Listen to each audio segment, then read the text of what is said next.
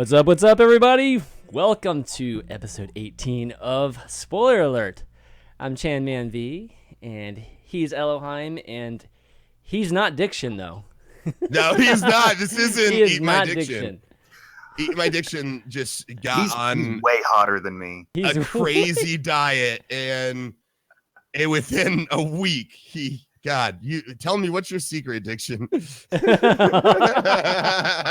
We all need that diet, man. I know. That's You're juicing? Well, I think salt. you're going the opposite direction if you're juicing.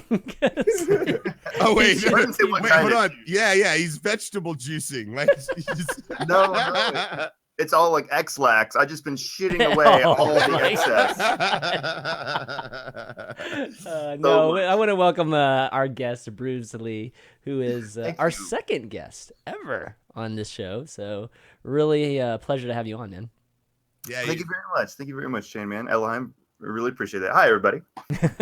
you're the first loser. That's what my father would say. You're the second. loser. Yeah, You you're told the me second. Bikeman was on here. That's a lie. Yeah, Bikeman got first place, and everything after him is just. That's what my dad would say. It's like if you're not first, you're last. Second place is Wow. first loser. I've met your dad. Is he Ricky Bobby? Also Ricky Bobby. No. Actually, my dad's thing was, this is legit. This is the real what my father told me. My dad's thing was, as long as you're not in last place, you're good. Like, as long as you're like not the last kid that comes like running up after sprints, or the last kid that's like, after, a bunch of push-ups, like I'm the last to stand up. Like, as long as I'm not the last, then I'm good. Like, that was my dad's only requirement to like love me as a son, is I just couldn't be last.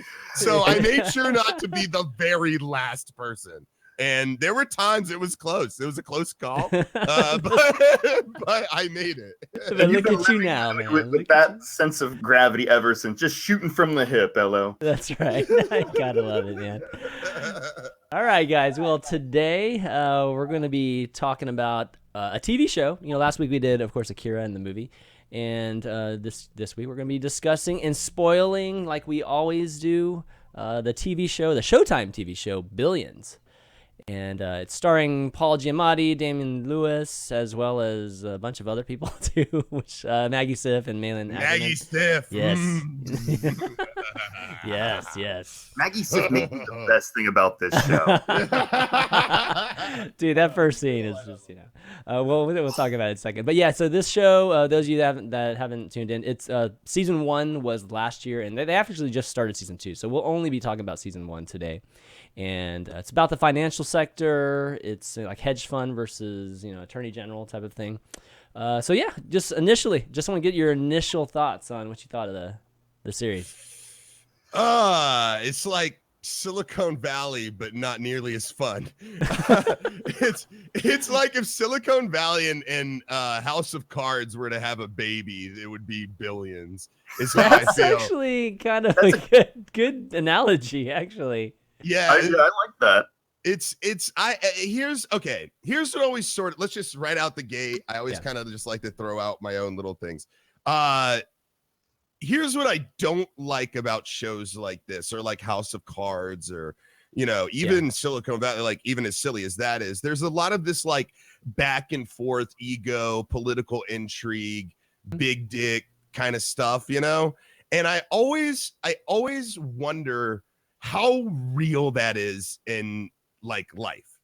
Mhm. Like, I understand that there are people like, like the Wolf on Wall Street, there's a little of that in there too. That's based on a true story. There have been people who have done like inside trading and of course been brought down by the government and all that good stuff. It's happened, right? It exists. But like, I guess this is what bothers me, is that people like you and me are never going to know if in the process of taking down these people that it's really this dramatic or even that close. Like, are these people really like making plays against each other like it's some giant chessboard, like using all their influence and like fucking bribing people? And I mean, I know that stuff happens, but like at this level, and the only way you would know that is if you're like one of these billionaires, or if you're in the FBI or the CIA or whatever the fuck, takes these guys down. Like, And so I wonder if this type of show, or this type of like back and forth political intrigue kind of show, is just a completely bullshit thing that is just done for our entertainment, or if this actually exists in our world. Like, can this happen? Like, could this happen like in real life, where like one powerful guy that's just with a bunch of money and one guy from the government just fucking hate each other, or, you know, a couple of them do, and then it's just like, we're grabbing things from like the old school old man, you know, political group. We're grabbing stuff from like lobbyists and fucking company, you know, like, can this struggle get that crazy? And because I have to ask myself that question, I have a hard time enjoying shows like this. And, you know, I don't know why. It's just seems unbelievable. It truly does seem like unbelievable that all this stuff can really. Right. I mean, to answer your question, I think politically, absolutely. I mean, I don't even think there's a question from a politics standpoint that this happens. Financially, you know, the only times that you see this type of thing happen, I mean, it's usually super big news, and it rarely happens because people are so careful, and it probably doesn't happen to this degree where they're literally going deep down into the trenches and the gutter, you know, and trying to, you know, out move each other. So that, I'm sure, is over dramatized. But it's like, are there really billionaires out there that are like getting with their like cancer patient employees and being like, I'll give you 40 million to take the fall on me one day, you know, like does that actually happen? I mean, that's a pretty weird. Are there people out there that are capable of doing that? I'm sure there are. I mean, I just don't. Capable. I just don't feel like even billionaires have contingency plans that crazy.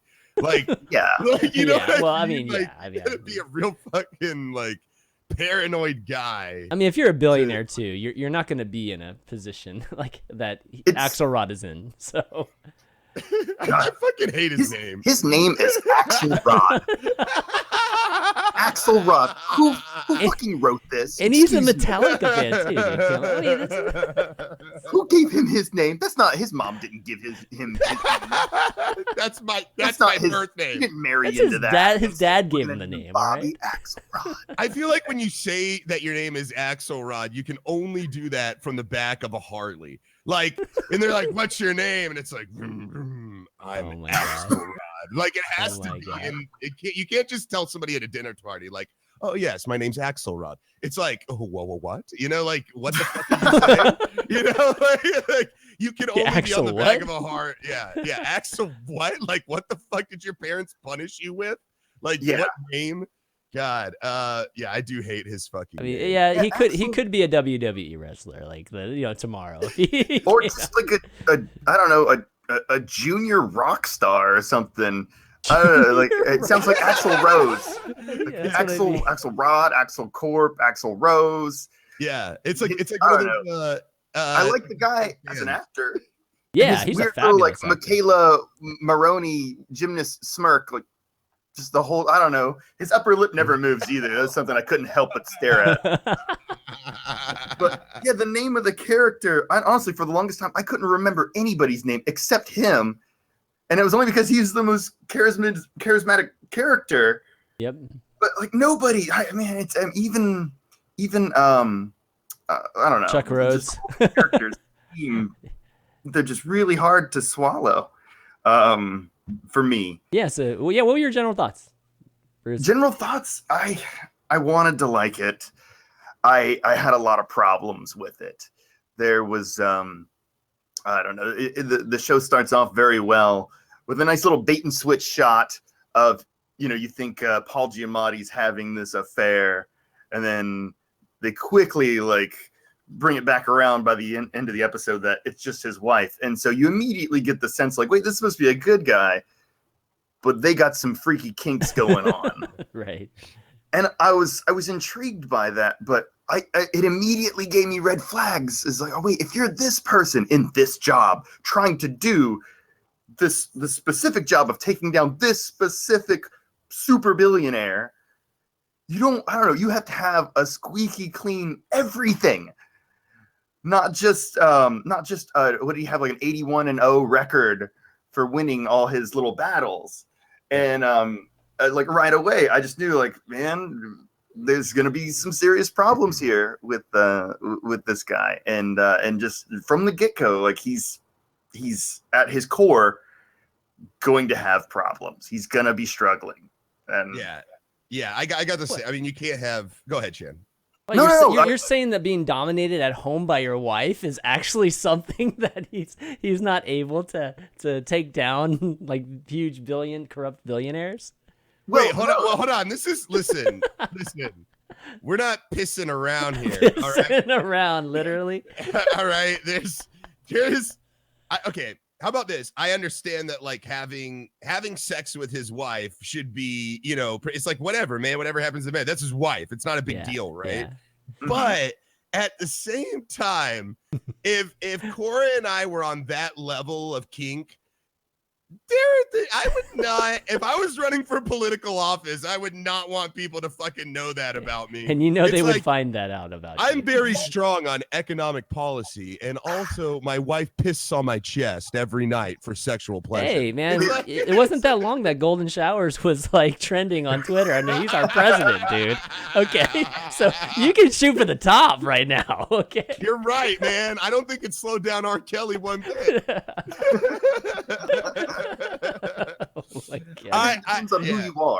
Yeah, right? I guess. If you're a rock star, man, piss on people all day, you might get some shit about it, but you'll be all right. But if you're a public defender and you're doing this, and you're going, I mean, he was also going to sex clubs. Yeah, and I mean, like, he does out in the public eye. That's just stupid. Yes, yeah, you're right. You're absolutely right. Well, he's sick. I mean, he didn't sick, but he's addicted to that, obviously, right? So, and it's something that he brought his job.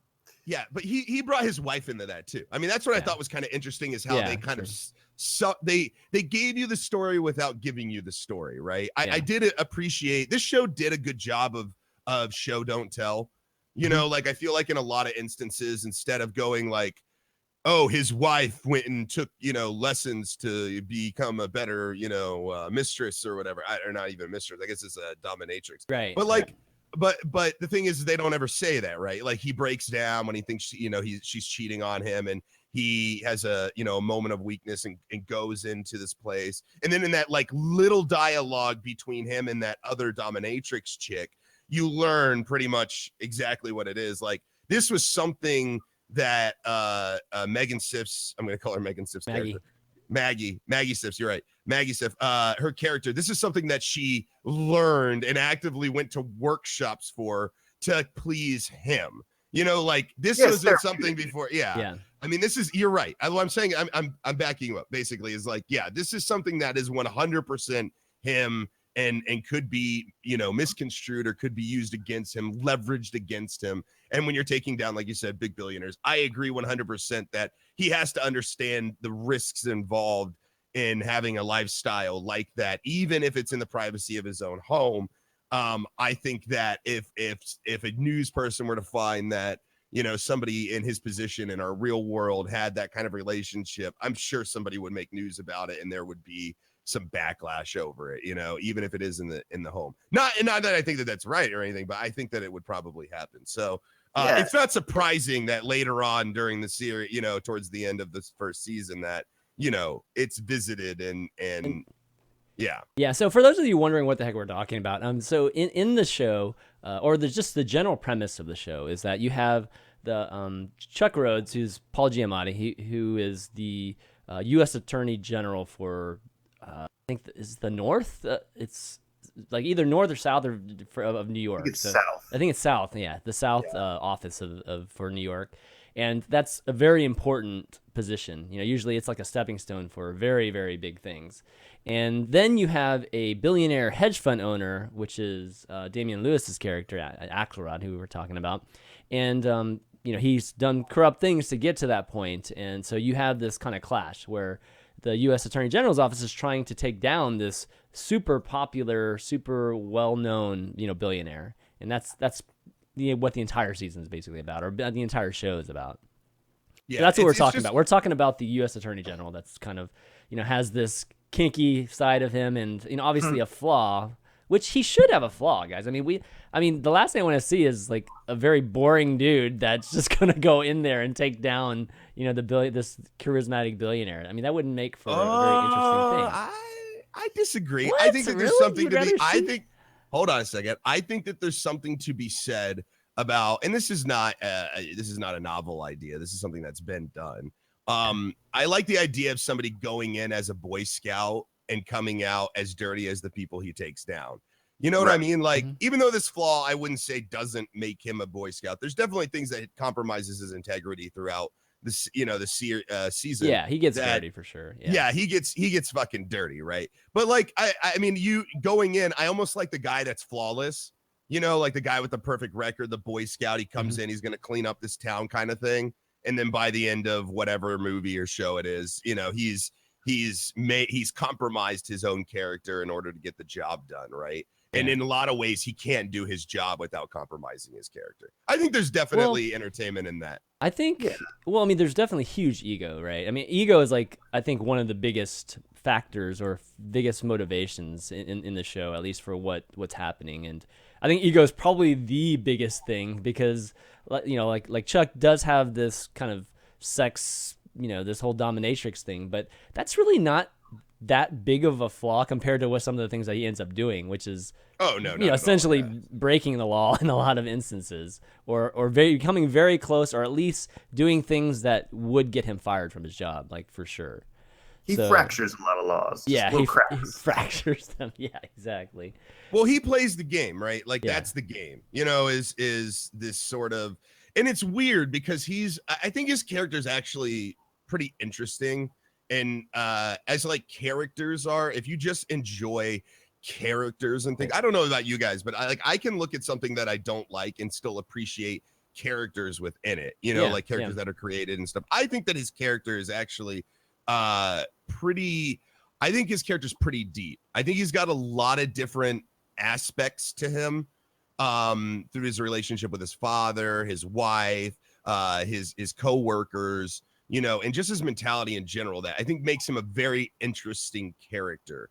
And it's almost like this show does a really, I'm going to say weird or odd job when it comes to like the bad guy actually is the good guy. The good guy's actually the bad guy. There's this shade of, this shade of gray kind of, mentality here. But I never like watching the show. I honestly get the feeling like the billionaire's the good guy or painted to be the good guy. And and Paul Giamatti's character, Chuck, I guess is what it is. He's not. He's like the bad guy, but but he morally finds himself on the high ground. Yeah. And, the complexity for it, guys, like, again, folks that might not watch it normally or have watched the first season, there's a complexity because Chuck Rhodes, the U.S. attorney's wife, works for Axelrod as his, it's like, I don't know, what's the position? The counselor. Therapist. He's a therapist and counselor that basically keeps all the people that work for him, all the traders and everything, motivated and, just mentally right. So there's that whole conflict of interest, and I mean it's beyond conflict of interest. I mean it's a big reason for a lot of the issues that happen on the show. Which is super weird to me to begin with. Yeah, like they introduce it. Yeah. Like that's how the show starts, with this crazy conflict of interest, and I feel like you're just going through red tape to get to the end of that. Mm-hmm. And I was honestly like, it made it harder to enjoy the show. I just wanted to get to that and everything in between. And I'm not saying it was all bad by any means, but there was just a lot of stuff that I felt like the writers were putting in as fluff to just extend things. There's even a lot of weird scenes that sometimes there's not even dialogue. Yeah. Like when Paul Giamatti, Chuck Rhodes' little sidekick, the guy with the really round face. I can't think of Brian Connolly. Yeah, Connerty. Connerty. Who they all pretend is like some good-looking dude. I don't like that. Like they all pretend like he's some kind of like hotshot young playboy, new to the game and shit, like Boy Scout. And I don't know, man. That guy looked pretty fucking old to me. And he did. I don't think he was warranted all the vagina he got on that shit. But anyways, go ahead. But no, that's the scene I'm talking about. When he gets the vajayjay, when he lays down with I think her name was like The first Schrader girl, or the first girl, the black girl, or the white girl? the black girl. Okay, yeah. Wow. The white girl, the white Look at FBI this girl, racism. then that was nothing. We didn't care about her. That was just toss away pussy. Like he just got some, and then he like cleaned his nose. And he's like, all right, I'm bouncing. See ya. But, that scene when he goes back to her apartment, and it just you see them start to engage, and then it cuts away, and another scene happens, and then they come back, and all you see is a coffee machine just grinding up and auto making coffee at 6:45 in the morning. Yeah. And then the camera goes over, and you see the two of them laying in bed, and they're just waking up. And they don't say anything. And they just look at each other and smile. And it's 10 seconds that tells you nothing about the show. Like, that's 10 seconds that could have been used, I don't know, somewhere else. I feel like much better. I don't know. It kind of bothered me because there's little parts where they just do that a lot. Like little things that don't need to be there. They kind of beat you over the head with. The product placement, they really beat you over the head with in this show. Did you guys notice that too? No, like which ones? Apple computers. Apple phone. Okay. Yeah, I did notice that. Oh, But okay. that was Yeah, the only the thing- iPhone for sure. Yeah, I know. Yeah, That's iPhone. For sure. There was. Hold on. I have to check my notes. I sound. It's weird because in this show, he while you takes check notes. notes. While you check your notes, let me just say that I guess I didn't notice the product placement in this because I don't know, with a show like Billions in the title, and like I know I'm gonna be around a billionaire, I just feel like I'm gonna see a lot of products around him. Yeah. Like naturally. Like the Ferraris and the Maseratis. Yeah, it wasn't so bad. It was Yeah. smaller stuff to me that I noticed. Like Heineken. Okay. They always were drinking whenever he's like, they "Give always me were. Heineken." Oh, that's true. Yeah, I didn't and, notice um, that. till I don't you think mentioned Bill is Heineken the drink of billionaires. I don't- Is it really? No, I don't think don't Heineken drink is the Heineken. drink. No, of I don't billionaires. like drink I don't Heineken. It's like the Heineken. drink of people that want to be billionaires, But not actual the absolute- billionaires. I gotta say, the absolute worst. Apparently, like the product of millionaires is to listen to Metallica. Okay. Like, did okay, anybody sure. else- Okay. I give you Kinda- that. I totally give you saw- that. Yeah, like I saw That was too I mean, much. don't get me wrong, I love Metallica, and I had plenty of friends that were hardcore metalheads growing up, and they did not grow up to be any of those guys that went to this Metallica show with this billionaire. Yes. Yeah, I but, give you that. But one. like Metallica fans are like all over the place, you know, like there's such a huge band, you know, you got to assume that in their fan base, there's got to be, you know, But did you at believe least, it? Ello? I mean, But did you Yeah. believe it, Ello? Like when he's having the conversation with the girl that's for the opening band, and she's like, favorite song, and he's like, Fade to Black. He's like, classic. Creeping Death, though. You're so wrong. Okay, I'm like, that this is- girl, yeah. okay, no, I give you listen, that episode. That yeah, episode yeah, was, yeah, it was out of context, like out of character, and I was just like, come Well, on, really? I guess what I was more Like- focused on was like the drugs they took. Like you would think like a billionaire and his buddies flying out to a Metallica, show, the only one in North America or whatever, and they're going there on his plane, and then like they're like, yeah, we're about to party, and then like they roll out like just weed. Just like high, just it was just totally fine. Like there's nothing wrong. Wait, with when you just get smoking, but, old, like, Ello, that's these- about all you I know, do, but dude. these are billions. These are billionaires, right? Or at least he's a billionaire. Like you Wait. would, I don't know. I guess I was just Wait, you still- imagining you like still- when it's wait, like, okay, do you hold still- on, let me Okay, go hold on. ahead, Let go me ahead. finish this thought real quick. I just felt like when you're gonna roll out like the red carpet as a billionaire, like it's not just gonna be weed. Like I feel like cocaine's got to be involved. I feel like maybe Molly, like some other drugs. Like Well- I feel like a billionaire would be fucking bored with weed. Okay. Like Yeah, it's got to be some next level weed. yeah, Go like crazy. crazy I mean, shit. He's got is billions of Mark dollars. Zuckerberg next level weed? Like what, laced with Like is, PCP or is Mark something? Zuckerberg I mean- is Mark Zuckerberg just smoking weed when he goes out to see Metallica once one Mark time? Zuckerberg's not doing anything, okay, when he's going to see Metallica. Let's be real here. That's my point. It's like, is Bill Gates or Mark Zuckerberg or Warren Buffett doing coke? Like, or are they going to be doing coke, or do you see them You know doing what I weed? mean? You know what I mean? You know, Like throwing out a bunch of weed is something that like we could do. Like, Yeah. when it's I'm when not it's a a millionaire. billionaire, yeah. Yeah, but like when it's a billionaire, it's like I expect the drugs to be harder for some reason. Like I don't know. They're like, "Are you ready? Are you gonna get crazy for this week?" You know, yeah, bro. Let's see what we got. And it's like we've got this fine selection of THC, and this is 35%, and this is product placement, baby. Product placement. Yeah, more product placement. Colorado's like, yeah. Somebody said Mega Pain 2 says they also did LSD. I missed that. If they did LSD, yeah, I missed that. When did they do LSD? When did they do LSD? Yeah, I missed that too. He showed him that stuff. Like, this is 38% THC, but I didn't think that was the only thing I really remember that seemed like they were. I don't know. Yeah, I missed that too. There was some like if it was laced or whatever, but yeah, that episode I felt like was kind of out of nowhere, and I mean, it didn't have anything to do with the overall plot, right? It was just more of maybe telling you a little bit more about him and his friendships and things like that. I think it was supposed to be like his long con to be like, I went out with my friends and I had this revelation and I don't want to be in the business anymore. And then he shuts everything down. You're right. And he uses that as kind of his excuse, but I don't know. It just seemed like it was so easy to catch on that it was bullshit. And then in the end, like Chuck Rhodes is the last one. At least it seemed that way. The last one to be like, he's shutting down. He's getting out of the game. This like crazy smart, like Luke Skywalker win the day hero. And again, he's dirty. He's got some dirt on him. And I do like that. But he brags about that 81-0 record. I don't know. I mean, I think so. First to know. First to know. Yeah, he should have been first to know. He's like on point. That's his game. He's mastered it, and he didn't know. He was like the last one. Like the janitor told him, like, "Oh, did you hear? Yeah, they shut down Axl Rose Corp." And he was like, "Really?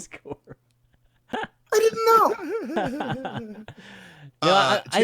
I do think that one of the issues with the show is that there isn't somebody that, like you said, that's just outright the hero. Like everybody is, I do like all the characters. I think the acting actually in the show is really, really good. Like all four of the main actors, I think are superb in the show. And even some of the dialogue, I think the dialogue generally, there are some moments for sure that are not the greatest, but a lot of the powerful scenes, I think the dialogue and a lot of things are set up well.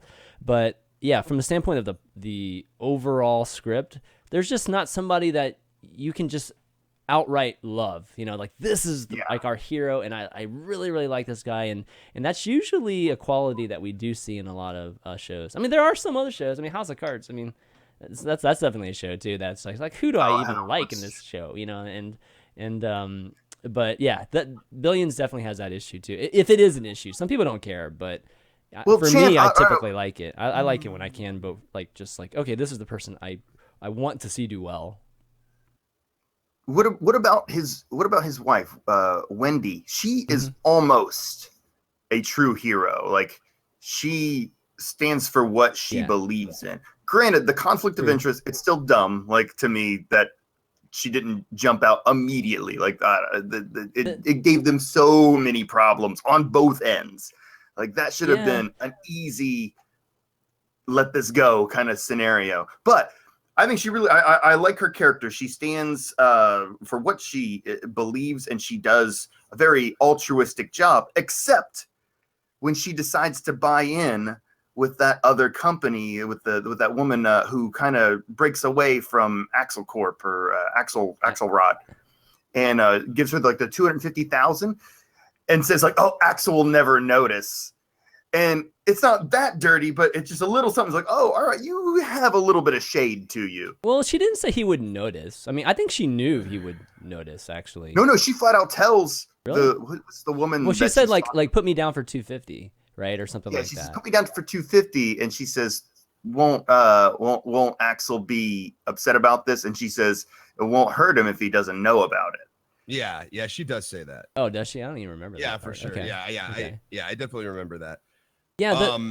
Well, one quick thing about Wendy is that I think you're right. I think Wendy is probably the most ethically clean out of everybody on the show. But the issue with her as like the hero is that if you hate Chuck, you still don't like Wendy because she's his wife, and then if you hate Axel, you still don't like Wendy because Wendy's like Axel's partner in business basically. So she's she's kind of caught in the middle of that, even from the standpoint of plot wise and where she is. But here's the thing is I don't think that she ever does, besides like the 250,000 thing, I don't think she ever does anything compromising at all. Like, no, she doesn't. I think the show does a good job of showing that like she can be this guy's wife and work for this guy. Like she can do it and it not be a conflict of interest. Like she can, I mean, she recuses herself from both of those things and separates them like almost 100%. You know, like she probably does the most humanly possible that you could in such a situation. But they make it so difficult for her that they basically force her out. Like both of them. That's why, he says, oh, we both lost her, that kind of thing. Mhm. Yeah. At the end of the series, and it has almost nothing to do with her. It's all these situations she's being thrust into because of their dick measuring competition. Right. Really. So, you used Wendy as an example of like a good character. And I think that you're right, but I actually think she's the closest to neutral. Like I think she's the closest to neutral. I think the closest to a good character, like as close to good, is probably. I mean, besides the Connerty guy, I think he's supposed to be kind of a Boy Scout. Is Bobby's wife, whatever her name is. I think that the other wife, because she comes from, an Irish family and, her background's, pretty poor. And she kind of lived without until she met Bobby like on 9/11, whenever he did all those trades, those shady trades and made a bunch of money. I mean, she was basically living like we would, or, maybe even less so, and so she's got all these billions, everything, but she still has kind of like an old school mentality. And Bobby has this too. Bobby's a schemer and he's calculated and almost, like a sociopath to a certain degree, but like he comes from a poor background as well, and like Chuck doesn't.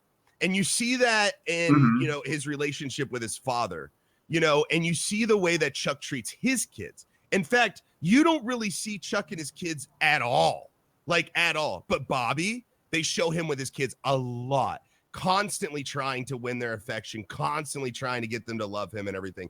Because I think that has to do with their upbringing. I think what they're showing us is a different in upbringing. And his wife isn't the billionaire. She's kind of tagging along and she's still stuck in that kind of old school mentality. And it's like she's trying to understand her role as the wife of a billionaire after being so poor. Right. And I think there's a certain amount of innocence that comes from that's portrayed in the character. At least that's how I felt. Now she does do some shady shit. She does. She fucks with that woman and there's a few things here and there. But for the most part, you can tell that she honestly cares about the moral right and wrong. Like she constantly is getting onto him about it. She's constantly trying to figure out her own shit. Like when everything hit the fan about the 9/11 stuff, she's like, is this should I leave this guy? She consults her, she talks to her family, all this stuff. And just throwing this out there as a side thing, this actress is actually probably one of the more interesting actresses out there as like a person and the work that she'll do. This is an actress that's been on Showtime's Billionaire, but also been on movies like Watchmen, but also been on shows like Children's Hospital on Adult Swim. Like this. I just want to for a second. I don't know her name, but she has. Yeah, it's Malin Ackerman. Yeah, she does a lot of different stuff. She does a lot. Like, and if you've ever seen like Children's Hospital on Adult Swim, it's a parody show about children's hospitals, and it's fucking ridiculous and crazy. And she's very open. Like she doesn't mind showing her tits. Like she doesn't mind getting into the role or like any of that shit. Like she is just like almost one of the most interesting actresses in Hollywood as far as I'm concerned. Because she's like beautiful, she's funny, she's like, something that you would call like a triple threat, she's like a fucking quadruple threat, whatever, Octo threat. Octo threat. Oh man, we're threat. getting. She's gonna be doing anime soon, man. Each tit is a threat. Each Okay. tit is Oh my god. She's awesome. So, anyways, I think that her character is probably like the most grounded. I guess I should say. Maybe not morally good, but like the most grounded, like in what reality is. And again, it's shown when she's dealing with the kids. She wants her kids to be tough. She wants her kids to not have everything given to them, and she's constantly fighting with Axel over that. But I didn't really think. I thought Wendy was more of like a neutral character, like a supreme. Like if we could put these characters in like D&T terms, she's like straight neutral, right? And then like Bobby's wife, this woman, she's more like a neutral good, you know, like she almost like, I don't know, she's just like the supportive wife, you know, and kind of a little bit naive other than that. But she does make some plays. Some small plays. Anyways, I digress. That play that you were talking about earlier with the woman that writes the book and includes Bobby Axelrod's 9/11, like, shit, basically. Yeah. I gotta admit, I had a really good laugh at that scene. And you're not supposed to laugh at the scene, but once she corners that woman at the country club, and like, the woman knows, like, she's screwed, and she's in her car, and she's like talking to the admissions officer at this prestigious college or university for her son, Mm-hmm. and she gets so upset, and she never says Lara Axelrod's name, but she's just beating on the steering wheel, screaming like, "I hate that cunt! I hate that cunt! I hate that cunt!" It was like a scene out of like Always Sunny in like a D Reynolds scene in Always Sunny in Philadelphia. It was a D Reynolds scene. It was like driven to your like most crazy, yeah. But here's the thing though, like once she comes back and is like, "Hey, I made some revisions, blah blah blah blah." She's like, "All right, cool. Yeah. I guess like all right, cool. I guess your son's gonna get into that college he wants to get into." All right, like she doesn't have a grudge, or like she just wanted what she wanted to protect her family. When it comes to her family, she's gonna do what she has to do, but otherwise, she doesn't get involved. And that's the thing about the characters. Like I think that the reason why she's likable or she stands out is because her motives are always consistent. It's just her family, and the way it's ranked is that it's her immediate family. Like this Bobby and her kids. And then it goes down to her brothers and sisters, and then kind of goes from her cousin. Actually, if you're watching this season, it's like her cousin's next. So, I mean, her family is the most important thing, and everything she does is consistent with defending that, and nothing to do with her ego. Actually, like, with the farm shutting down, like, she's happy to do that if it protects Bobby, or if it's just better for her kids and things like that. So, yeah, I think she, from a standpoint of just, quality of character, I think they did a good job with her for sure. Why? But here's what we need to be talking about: the best character on the show, the hands down, the best character on the fucking show. Okay. Fucking Kaiser Soze. That's Dollar Bill. Dollar Bill. Yes. Oh my god, Dollar that was Bill hilarious. is the best character on this fucking show.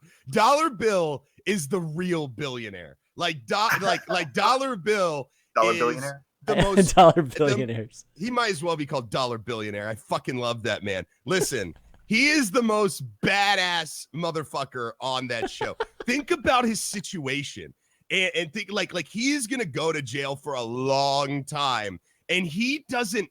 There's not even a whiff of him betraying Axel. Like his loyalty is unquestionable. It's unending. It's never going to stop.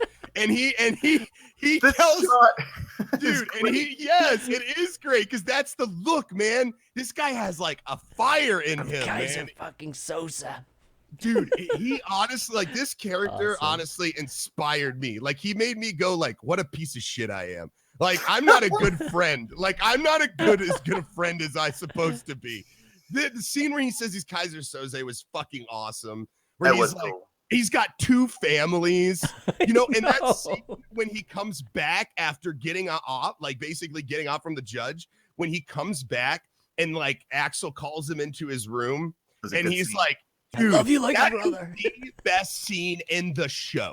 That is the best scene in the show. It is hilarious. It's great. I think they did a little bit too much like back and forth pushing and kind of milked it a little too long, but I still thought that was like the best show. Like when they're yelling at each other, like, what? Yeah. Oh, yeah. Pretend like you're arguing with me. Oh, you want me to argue with you, motherfucker? You know, that kind of thing. And then, like, in the middle of it, he's like, I fucking love you like a brother.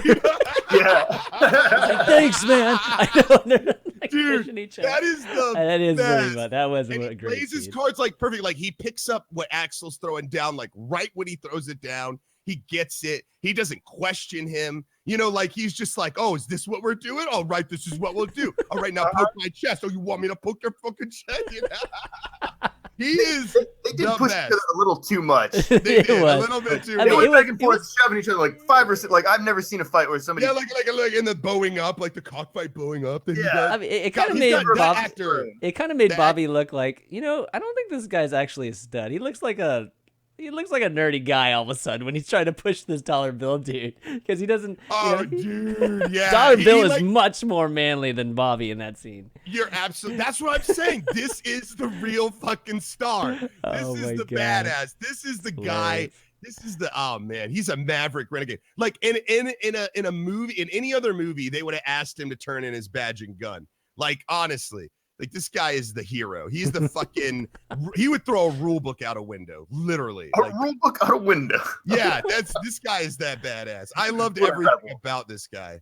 I don't know. I value loyalty as a person in general, and this guy is like just the epitome of loyalty. Then you look at his other, you know, like Axel's other friends, like in the episode, the Metallica episode, you know, his true friends that he actually grew up with, his poor friends, you know, like his buddy is hinging everything on fucking, was it $200,000 on a tip that he heard from Axel and basically like screws him over. Yeah. Right. Mhm. But like you got to understand, have you ever watched Reckful's explanation of like $1 billion? Have you ever watched that video, Chanmanv? I feel like No. you would have. No? Okay. If you guys ever if you guys ever get a chance, take just a couple of minutes and go look up Reckful Billionaire or Reckful Billion on YouTube and give it a watch. And basically what Reckful does is puts into easy to digest terms of what it is to actually be a billionaire and what it is to actually have that much money. And $200,000 to us sounds like everything, right? Like $200,000 has, you know, I mean, that's miles and miles of sustainability for somebody like us, right? But 200,000 to somebody who's got billions is literally like 20 cents. It's like 20 cents to somebody like that. So when his friend sells him out for 200,000 fucking dollars, it might sound like a big deal, but to Axel, that's like one of us, that's like one of our friends selling us out for like 20 cents or like at the most $2, you know? So, you know, the only person who's like 100%, no questions asked, I'm going to be loyal to this guy, I'm following this guy into hell. It's fucking Dollar Bill, man. Yeah. What about Wags? Yeah, Wags is. I was just gonna bring up Wags because I think Dollar Bill is, unequivocally like crazy loyal. Like I mean, there's only like a few scenes that really show it. You know, he's not in that many scenes too. So the few scenes that he's in, it's just like wow, it's like ridiculous, right? So I totally get your feelings towards Dollar Bill, but Wags I think is just as loyal and. I mean, he's a pretty funny guy too. I mean, if I don't know, man. I feel like as the and this is just a projection. I haven't watched anything of season 2 or anything like that. I don't even know if it's out. Yeah, it's out. It just started. Oh, it is out. Or Okay. 2 episodes are out. Yeah. Okay, I think I'm gonna keep up with the show just because I think I'm just like in it now and I have to. I think Wags is gonna be the one to drop the ball. Yeah.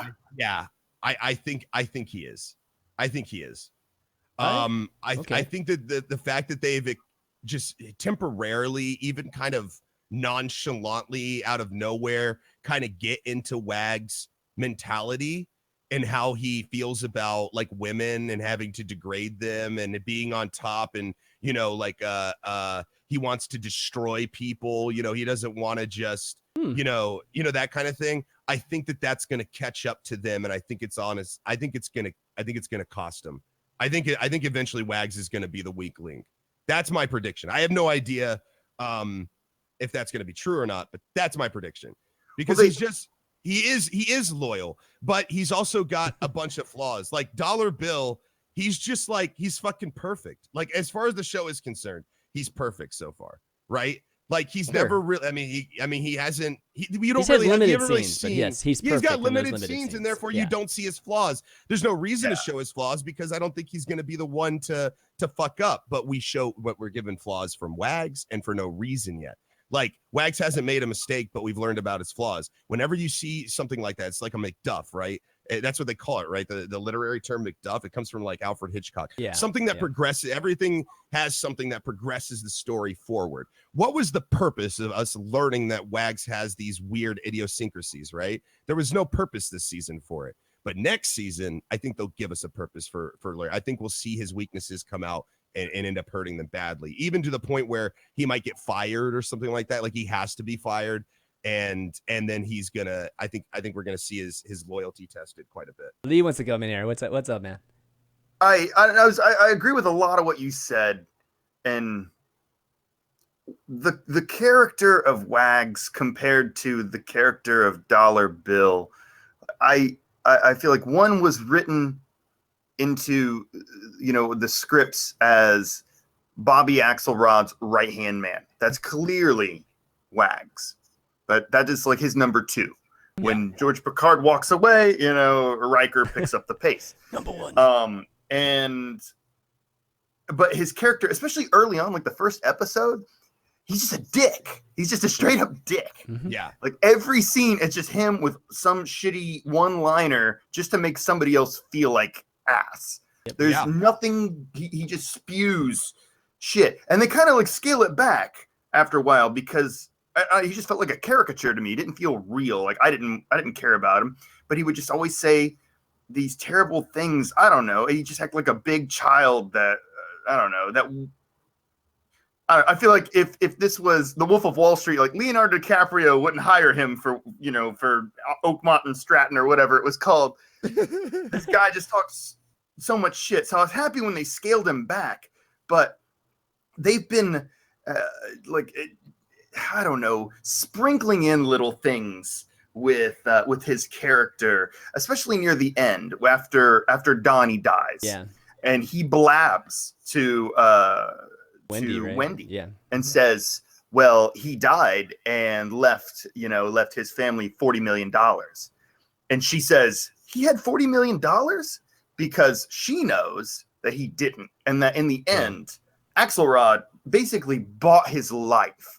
Yeah. Which really does, I think, kind of solidify ultimately that Axelrod is the bad guy. They paint it so hard that he's supposed to be a good guy, and they want you to root for him like it's, I don't know, like in Training Day, Denzel Washington. You want him to be a good guy so bad, you love him. But spoiler alert. Yeah. This is the one place you're allowed to do that. They're already remaking that movie, so it's just like if you don't know that one, that one's a bad one. But go watch Training Day if you haven't. Yeah. It's fucking phenomenal. Oh yeah, that's a without a doubt fantastic movie. Didn't he win the Academy Award that year for that movie? Yeah, he did. But I don't know. Even like there was I'm trying to remember when it was. There was a moment where Axelrod makes this face after Wags says something, like he's on the phone with it, and it's when it's in the last episode, and it's when he transfers $5 million to Wendy's bank account as a bonus. Yeah. And then she turns around and walks out, but he calls Wags and he's, I'm going to do this and be a douchebag. Oh, we'll transfer to Wendy Rhodes' account $5 million, blah, blah. And he says something like, ooh, winner, chicken dinner, like, Powerball. And Axel is on the phone. He just like, and he doesn't even say goodbye. He just hangs up on it. Yeah, it's like in the middle of saying, it's like winner, chicken click. Like, it was fucking over. I don't know. I think that was just more he was paying attention to Wendy at that point. Yeah, You don't think he was annoyed with his character? No, I don't think so either. I think it was just I don't know. He has many facial reactions that are interesting, Damian Lewis. But yeah, with Wags, I think it. I mean, I don't want to spoil season 2, but You may be onto something. Hello, let's just put it that way. I mean, nothing for sure, but you may be onto something. Oh, so you've seen season 2? I mean, I've seen the first 2 episodes of season 2, and yeah, you may be on it, but in general, I think with Wags, is that you're right. I think he's more of a caricature kind of character, but I think Bobby needs that, because Wendy's really the serious, partner in all this. Like anytime he has something that really needs to be discussed or needs to be fixing, he goes to Wendy, right? But when it comes to like any, I don't know, operational things and a little bit just like remedial things, he just goes to Wags. But and Wags tries to talk to him on that level, and he always turns him down. Like when he went over to his house and he gave him the, when he was wanting to quit, and he was like, "Hey man, listen, I'm just here to drop off these things, but if you want to talk," and he's like, "All right, see your way out." Yeah, he doesn't trust him enough. He definitely doesn't trust him enough, because he even hid the whole Metallica thing, right? He fooled Wags into thinking that he was getting out of all those sectors too, right? He was getting out, period. He didn't tell Wags either. So he doesn't trust him enough. And you actually see that in both of the sidekicks. One of the best scenes that one of the scenes that I think is the most well done in the entire series is in the pilot. When they're both giving those speeches, or Axelrod just gave a speech and Chuck's going in to give his speech, and they run into each other in the lobby, and they have like the two sidekicks kind of like come face to face, and they're literally like coming face to face. Like the 2 sidekicks come face to face, and then Axelrod and Chuck go face to face. I think that scene is probably one of the best scenes in the entire series. And I don't know, it just it really set things right. It kind of set the tables, and like both of those guys, Chuck and Axel, have the same relationships with their sidekicks. They don't trust them 100%. They don't trust them enough. But Chuck obviously trusts like Brian a little bit more, given that he told him the whole recusal thing. I mean, he's completely vulnerable, and Brian's can pretty much just get him fired anytime he wants, right? Like, so there's a little bit more trust on that side, but overall, I think they do a pretty good job. You're seeing where that's going too. Yeah. Like, exactly. The Connerty or whatever, if that's what you're talking about. Yeah, Connerty. exactly. Yeah, I mean, he's starting to crack too at the end. Yeah, I think that we're going to start seeing that relationship between him and Chuck, Paul Giamatti. I think we're going to start seeing that deteriorate and everything, because that one girl's always like, you'd be much better if you're, she's in his ear, like, you're going to be better if you were solo, blah, blah, blah, blah, blah, the conflicts that they, that Chuck and him have already, and especially at the end of that with what's his name offering him, to come, be a lion or play with the big boys. Yeah. And he doesn't say no, like that all is obviously leading somewhere as well. But anywho. I hate his character, by the way. That Brian's character. I do too. It's the weakest character by like a mile. Even like some of those guys that work in Axe Capital.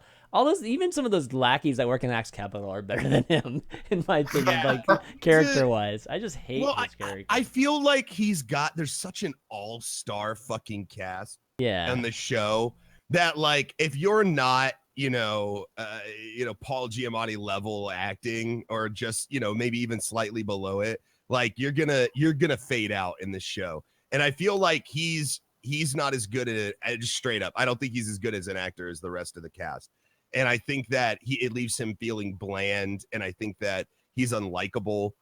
I don't give a shit about him if he comes or goes. Like, scenes with him, especially with him and like any of the girls or whatever, I know they're leading up to something, but it's like, I don't know. It's so ham-fisted.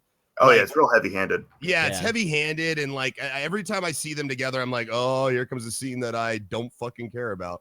Like, that's basically how I feel every time I see him. I feel like out of all the characters, he's the least interesting. Like, he's the opposite of Dollar Bill. He's like, I see what you're. Yeah, there he is. Yeah, and they look at this guy. Look at that. Listen, I mean, how can you like that? Listen, I am not. I mean, listen, I'm not an Adonis, but I'm pretty close. So I feel like I am a good place to judge. But like, they try to paint this guy out to be some kind of playboy or something, like some like sex god. Like that is not the face of a sex god. That's not him. That's a guy who farts too much. Yes, that is the look of a guy who farts too much. And he literally, in this moment, he's wondering, does anyone know it's me? Like, that's the look right now. Like that's what's happening. I just don't buy it, man. I just don't. I don't buy it. But I think part of it isn't so much his acting. I think it's just the dialogue he's given. There's plenty of great actors and actresses, and I don't know. God, what was this? Was it Star Wars Episode 3? Where you have Natalie Portman saying lines like, "That's because I'm in love with you." Like it's because I'm so in love with you. Like you can't do shit with that as an actor. I think you're being too nice. No, I think no. you're being way you too can nice do more than those motherfuckers did on Star Wars. Okay, I'm just saying, like every other character. I don't think the writing's the problem at all. I think the writing's pretty solid. I think every other character shines. Every other character you're talking about acting this show. is great. Yeah, I'm talking about this show, not fucking Star Wars. No. I was gonna say the writing is good in Star Wars. Whoa. Okay. No, but I think that like I don't know. You can't blame the bad acting on the writing in this show. I don't think or just the lines that he's given. I feel like he does an okay job, and I think that if it wasn't such an all-star cast, I bet you wouldn't realize it. That he's not as. I mean, he's a good actor, but he's not a great actor. And like Maggie Siff and all those guys, they're just fucking insane, you know. But that's the thing, you know. I feel like the others can carry just by the way they look, you know, like just by their facial expressions, or you know, they're that good of actors, and he's not. Like he literally needs to be given material to be able to make a presence, and when he's not, you know, when he's not given very, I don't know, very demonstrative things to do, then it's just completely forgettable. You know, totally. Can I ask you a question? And I probably could have Googled this before, but I didn't. Bobby, the guy who plays Bobby Axelrod, Bobby Axelrod, Damian Lewis. What has he been in? Oh, Damian Lewis, he's been in a lot of things, dude. I swear to God, he looks like Vin Diesel in the picture below on the screen. I swear when I saw this, I thought it was Vin Diesel. Vin Diesel. He does look like a little bit like Vin Diesel. I thought it was Vin Diesel facing off against Paul Giamatti, and I was like, what?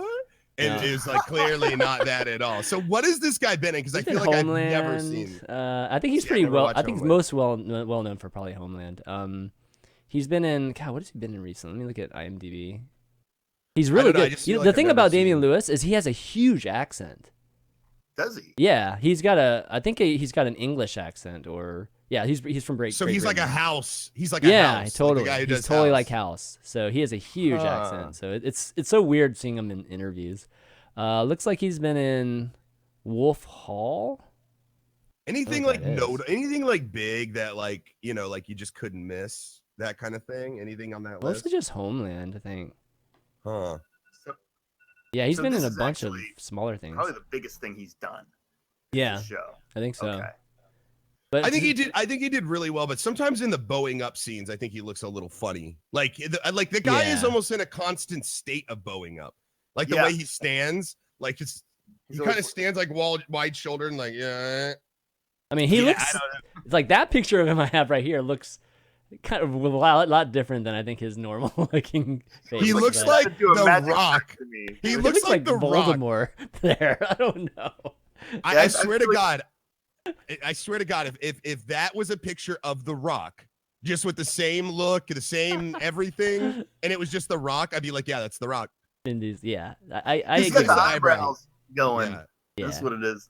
This scene, it looks like he's gonna do some David Blaine magic. Like pick a card. Pick a card. Look at this, a quarter behind your ear now. Magic. Oh, so one thing I forgot to mention, we usually do this at the beginning of the show, but if you guys want to call in, you guys can come and pop into our Discord channel, and we'll have Monkey Overlord talk to you a little bit, get your question, and then we can pull you onto the call. So just jump in here. I just linked the Discord channel there. So yeah, and guys, if you do want to, I know that it can be kind of nerve-wracking to speak in public, so to speak. But anyways, you don't have to like come on with like a question or anything like that. Like it can be literally anything. You guys can talk to us about anything. It's any interesting point. Yeah. Anything interesting. It has to be about anything billions. that you just wanted to talk. Even if you just like, hey, you guys didn't talk about this. What about this? Like it's totally fine. We won't bite. So it doesn't have to be some kind of interesting, crazy, deep, conversation. Lee, call her. I have a question. Maybe this is off topic, but you said we could talk about, I've been finding these stains in my shorts. Oh my God. And the Oh my color is just God. way off. I don't know, maybe should I change my diet? No. Lee. Lee, talk to me after the stream, okay? Just I can help you. I know what it is. Should I come over? It's called bonus cum, and A bonus. I listen. It's called bonus cum. I The literally pre and the pose, baby. listen. Yeah. Literally, I think my wife's in the channel, man. listen. You can literally go on Urban Dictionary, and I am cited with having come up with the term bonus cum. But what you described sounds a lot like bonus cum. So I got 3 kids to speak for that.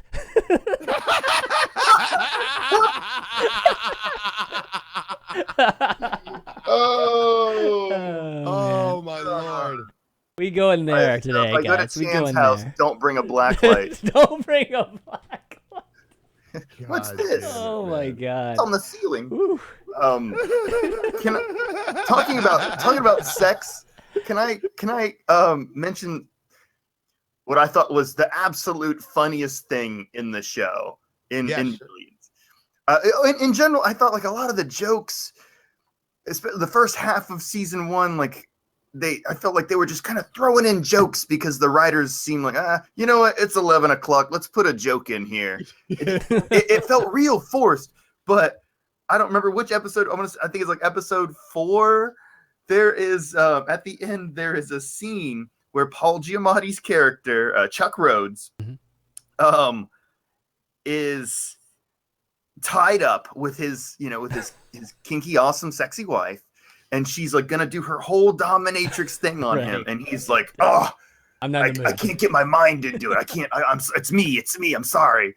And she goes, "All right." And that's when she steps out of the room, and she's like, "When I come back, like you better be ready." And she goes to the bathroom, and that's when she makes that hip pocket deal with that other woman. Right. But when she comes back in the room, still like in her complete dominatrix uniform, and says, "Well, you want to just watch ice cream in bed?"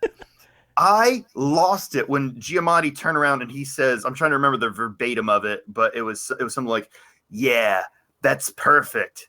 There's butter pecan. I'll go downstairs and get it soft." I lost it. Well, when did he say get it soft? I don't remember that. It's Really? Yeah, that's exactly what he says. Yeah. What? I don't remember that part. Holy crap. There was a hashtag. There was a hashtag on Twitter the other day. It was hashtag the moment I realized I was old. Okay. And if you stop your dominatrix wife from putting out cigarettes on you and getting you off in whatever kinky fetish you have, if you stop her and the idea of getting fucking pecan ice cream in bed is more exciting, you are old, okay? You are fucking old. But I don't know. So it was funny because sorry, just on a side note, somebody posts on there like how the moment I realized I was old, and it's like I get excited at canceled plans. And it's like man, and like that one hit home, and I'm like, I'm old. Anyways. Yeah, there were tons of them yesterday. I was responding to. It was hilarious. Yeah, it was pretty fucking good. Anywho, okay, so we talked about some of the actors. We talked about, kind of the premise of the show and back and forth. What I want to talk about for a second is the fucking music. The music in the show is so weird. Like, it's the weird, like, sometimes it's like perfect. Like, sometimes it's exactly what is needed for the scene, but then sometimes it makes goddamn no sense, okay, at all. Like the beginning or the end of the series, the end of the season. It's like this is literally the scene. It's like, "Oh yeah, you want to come at me? Well, guess what? I'm gonna come at you with everything I've got." And then like the other guy's like, "Oh, well, you ready for this? I'm gonna come at you because I've got nothing to lose." And then it's like there's silence, and then it's like, "Why don't you fill me up, baby? Why don't you let me down?" As he walks out, like it's like the weirdest fucking music. It wasn't that. It was like some punkish it was song, pretty wasn't it? bad. It was pretty bad. It's like if my 16-year-old self got access to all my 16-year-old music and thought this would be cool in a movie scene, and then like just plugged it in whenever I saw fit. Literally, the music was edited and thrown together by one of these directors' 16-year-old son. Like, it's gotta be. Like, it's gotta be. Like honestly, like I want to play just the audio of the end. Can you pull that up for me, Chanmanv? I know it's not gonna be easy. I don't think I can. I don't have it. You don't on think you me, can really. just play it? Just like pull it up and just like play like the last scene. Like, it's literally, it's so weird to me. Here, I'll get you a link, actually. Here, I'll get you the fucking link. But I don't know. It just, I want to hear it without seeing the scene and see if it is still as ridiculous to me. I don't even know It it. probably will make a bigger impact without video. Hold That on. whole last scene, though, the Well, whole I don't know. like, We should play music too. Just give 'em- climax of the finale Yeah. was just kind of, it's like Ello's saying, just these two guys screaming at each other, like making idle threats with nothing substantial behind it. I don't know. Aren't season finales supposed to make you go, oh, I can't wait for season 2? This was just like, all right, they're still pissed at each other. And I don't know. I came across. I mean, it had some power to it, but it wasn't like a crazy cliffhanger or anything like that. Yeah. But there was power. I mean, it was like basically the two main characters by themselves, in this like torn down building, just going verbally at it. They're never going to do anything physical, right? Because they have obviously some restraints. But it was basically the epitome of what the entire season was just them going at each other verbally. Yeah. Look, listen, I sent that link to you. Please, Chan. Just pull it. Are we gonna play music on this? Look, whatever, man. Listen. we could just like shove him right out. If we can't get a review on iTunes, Where'd you send it? I doubt. Where'd you send it? Discord, on Discord in a message. Oh, here we go. If we can't get all a review on iTunes, nobody's gonna come at us for playing like a little clip from this fucking show at the end, just the audio, okay? And if they do, I'll say it's my fault, okay? It's your fault. It's my fault. No, I'm gonna throw you under the bus. You know what? I gotta say something else that now that I'm thinking about it bothered me with that last scene. I'm gonna just interject. Hopefully, it'll buy you guys some time to get this link ready. But when he's telling him like, "Oh, the only thing more important or more dangerous than a man with unlimited resources is a man who's lost everything," and he does that whole spiel, and I was thinking about it, I was like, wait, I know Paul Giamatti, like his wife just walked out on him, but doesn't he still have like a whole bunch of shit he can lose? Yeah. Yeah. It's true. Yeah. It's true. Yeah, I totally get. Yeah, that was a little bit. Yeah, that was a little. Okay, weird. just making sure I heard it. He right. still has a Hold on, job. I mean, right? We're gonna wait, but we're gonna hear it again. We're gonna hear it again. All right, I thought you just want to hear the song. We're gonna actually. No, like play the last like line. It's like the last line and then into the music. I'm gonna do it right here with me because I can't hear yours, but the stream should hear it. It's like here. I'll even give you like the time. I know. I'm not playing it. I'm playing it right now. Okay. Putting Chan on the spot. Jeez. I am. All right, here we're okay, got the drums. Duh, duh, duh, duh. Yeah, it sounds so weird. Like here. Resources. Is one with nothing to lose. It's like such a weird ending, like intense Right here. song. Like, Wait, it says that's not playing yet. Here it goes. Here it goes. Oh. Here it goes. It's such a punk rock song. It's not the freaking 80s song that you're freaking talking about. But yeah, it is very strange. It's strange, right? I can't hear it on this end, Yeah. Of course you Oh, can't yeah, hear it you on that can. end. but Like, Yeah, that's playing right now, though.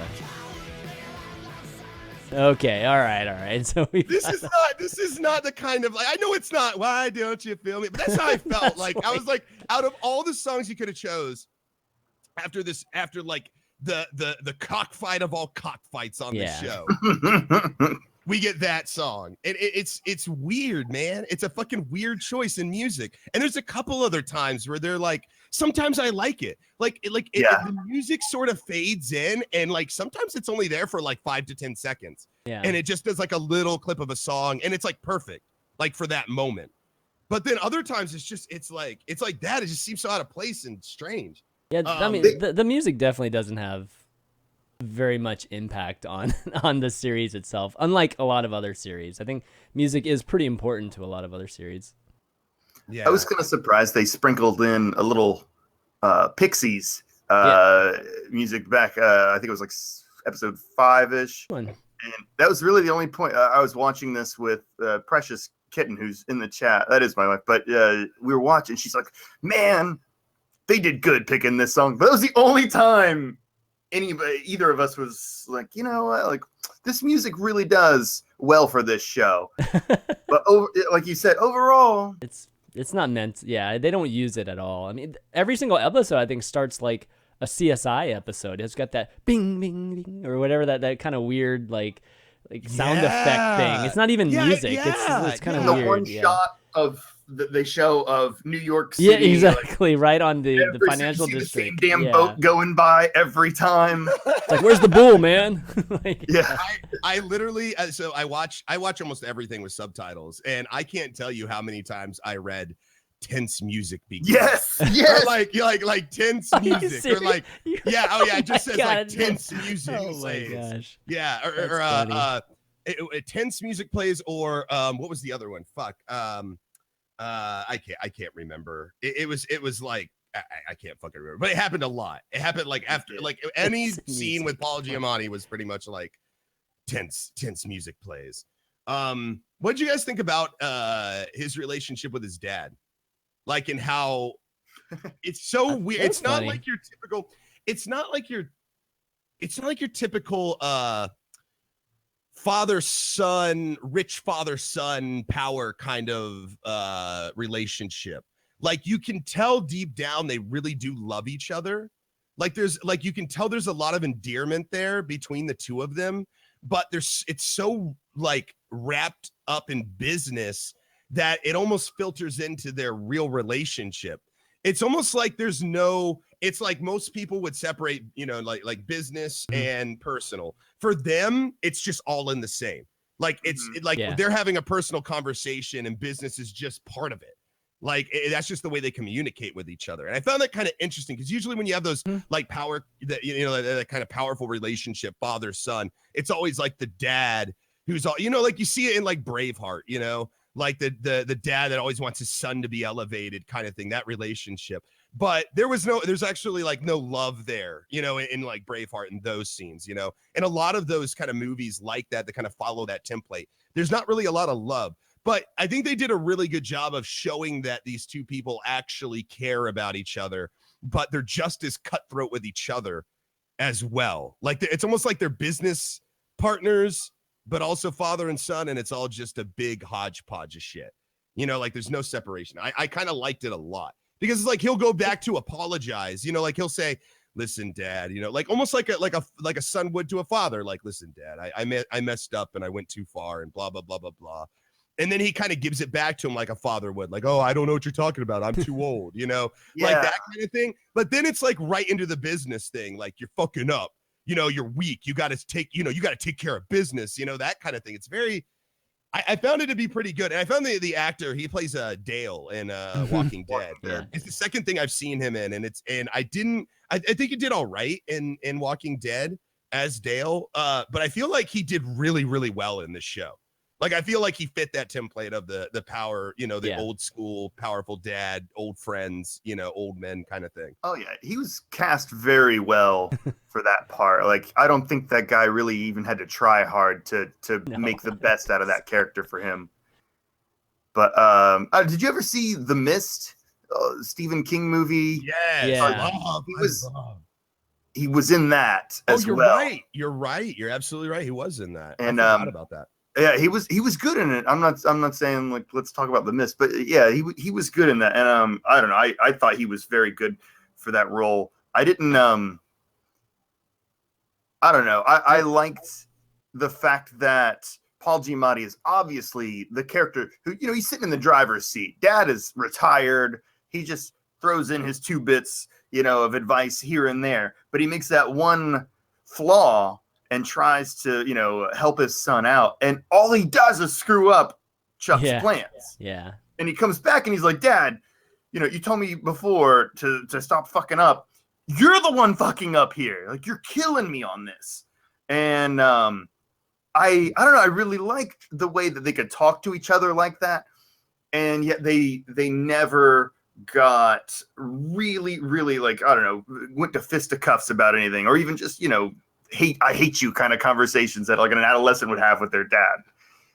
Yeah, and it never reached an extreme one way or the other. Like they never were embracing like I love you, dad, I love you, son, and they also were never like, hey, fuck, like totally like fuck you. I'm never, I'm not gonna associate with you again, that kind of thing. They had a little breakdown, but it's interesting because I mean I definitely liked his character, and I like that dynamic. I think it was, for me, it was part of Chuck's shield, right? They talked about his net, like this. There was some reference of like having a shield, or I forget which episode it was, but they talked about it's like having a safety net, and his dad's always been his safety net. So, he's always had money behind him. He's always had connections behind him to help him, achieve things where Bobby didn't have all those things. I think that was how the analogy was, kind of explained on the show.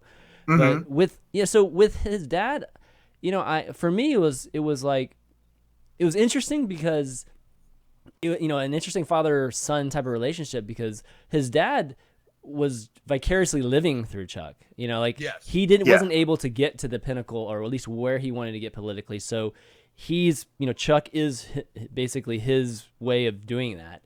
And so for me, it's like, I don't know how much of it is love necessarily. They definitely, he definitely has that fatherly kind of feel to him and looking out for him. But it's a very selfish reason, though. It's like it's always back there that it's because he wants him to get to, be president or something like that. I don't even know what it is.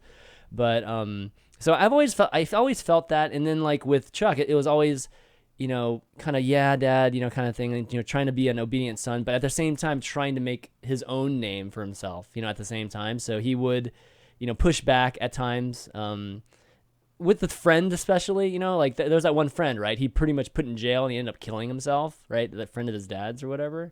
So yeah, his dad like sacrificed that guy for him. Like that's basically like that was like the first thing that they established like right out the gate. Yeah, because the dad said like, oh, I brought him there. I knew you were gonna react that way, and now you can say that it doesn't matter if your own father comes in. You're going to take charge and put somebody in jail. It was like a friend of theirs. It was like a family friend of theirs that like the dad brought in just to fucking throw under the bus to elevate his son. Like that was a planned, calculated move.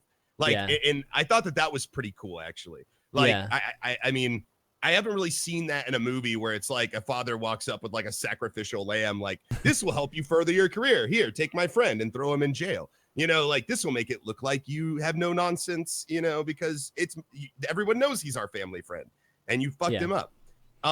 So it I don't know. I think it established his dad's value right at the beginning, and that his dad is just is calculating, and definitely understands the game. But it also shows that he's still got that old school mentality too, and fucked up with the share buying and manipulating of the ship, because then it gets his hands dirty, and then that pulls Paul Giamatti down. I mean that's the part I thought was really cool, is when they were kind of teaming up on that, that part. And that's when his dad overstepped, and actually got into trouble. But, his dad is the person that reached out to somebody to go bid on the house. And, like they're kind of doing this father-son double team. And that was really cool. I definitely liked that, and that they could corroborate on that. And I don't know, that was probably the most father-son like aspect that I could see. And it came across a bit more. But overall, I still think a dad is still, mostly being selfish when it comes to him. And it's just like, just only thinking about the political side of it and how he looks and things like that. But let me ask a question for you guys. And I don't know if you felt this way as well. And I'm just curious. Did you guys feel like every speech that Paul Giamatti gave was heavy-handed and felt really forced? But every speech that Axelrod, the guy who plays Axelrod, that most of his speeches actually seemed super charismatic and really well done. And there was one I didn't like. There's one, yeah. I can think of like one or two where I'm like, all right, you missed the mark. But for the most part, I felt like Axelrod's charisma and his bravado was very apparent, and like Paul Giamatti was not. Like his shit was like he had like little anecdotes or like parables and shit like about him playing chess and stuff like that, but it always seemed so like forced and so like, I don't know, like he might as well have written down the speech or something, or like, you know, it's like when a guy starts being like, I remember this is just like chess when I was young and blah blah, you know, like that kind of thing. It seems so weird. Chess. Did you guys feel that way? Did you guys feel like? Yeah, I felt there was a lot of things that kind of beat you over the head with in the show to really drive it home. And I don't know, some things I feel like they use that as like a pick. Like they would show you something that I don't know. It got to the point where I'm like, all right, here comes another scene where they're just gonna beat this over my head. And then they wouldn't use those kind of things. But I don't know. Like you were talking about their speeches, and I believe it's the finale. There is that when Axelrod is going to all of these people basically as a way out, an investor, you know, looking for investors, and he's wearing the suit, and then he tells Wags like, go on ahead, and then he takes off the tie and he throws it in the garbage can, and he next thing you know, you see him, he's in this meeting with all these board members, and he's talking to them, trying to win them over, and he's wearing street clothes, he's not wearing anything fancy. But that I don't know, I watched that whole speech twice, and the look on his face, and maybe it wasn't supposed to come across this way, but it definitely came across to me. Axelrod came across more or less like a businessman and more like someone with a gambling debt, just trying to like get one more piece. Like I got a good run coming up. Right. I can feel it. Get on board and get the fuck out of here. And once again, it just felt heavy-handed, and it made me not want to believe it. It didn't feel natural. I agree, but then on the other hand, there's like the speech that he gives the one guy, the investor at the Metallica concert, the Eagle one. You know, he's like, listen, this is your only chance to get up with the big boys. So you're either gonna take the fucking risk or you're not. You know, blah blah. Like he just gives it, like doesn't even let the guy speak basically, and then like hangs up on him, is like, see ya. You know, it's like, damn, man. Like, he does that hang up thing a lot. Like, they never finish conversations. Nobody says goodbye in the show. Yeah. So it's like, all right, are you gonna be there? Yeah. Yep. Yeah. Well, that's typical of like all movies there. That's always true. That's true. It's like nobody ever says goodbye to each other. But no, I wonder if that's like a calculated thing. If Paul Giamatti is supposed to seem less, I think he is. You know, it's Paul Giamatti, guys. I mean, you know, Paul Giamatti is always plays characters that are, or not always, but for a long time, Paul Giamatti played very weak characters. I mean, not that he was weak as an actor, but he played very weak characters that usually had self-confidence issues and things like that. So I think everybody that sees Paul Giamatti is already going to have that type of, I don't know, mindset about him. And on top of that, I think he is supposed to be a juxtaposition from, you know, like Axel, right? Axel's a stud that has charisma and aura, and he's like a man's man, kind of badass type of thing, where Chuck Rhodes is supposed to be more calculated, and he's not supposed to give off that type of feel. So I don't know. I think the dynamic's fine. I think where it might be a problem is like, how is he with Wendy? You know, it's like, how? I mean, like, I don't even understand, because, you know, she's much more fitted with somebody like Axelrod than with him. Oh God, man. Right? Man, since Sons of Anarchy, man, like my penis has not stood down since I saw Maggie Sif on Sons of Anarchy, and this show. What a delightful surprise. I know we like touched on it for a second, but can we just take a moment, like maybe even of silence, to appreciate the beauty and form of Maggie Sif and awesome lingerie. I wish she just did the whole movie in that, like never changed out, not even at the funeral. Like I don't give a shit. I just want to see that all day, every day. And it was fucking awesome. I thought it was really, I don't know. The whole scene, I don't know, man. Like what? Okay, let me ask you guys a question. Do you think Paul Giamatti's character, well, of course he wouldn't appreciate it, but do you think that she like basically sort of, I mean, not physically cheated on him, but getting naked with him in a basically a giant jacuzzi? Like if Cora worked somewhere and that fucking happened, I would be fucking livid. Like I would lose my shit.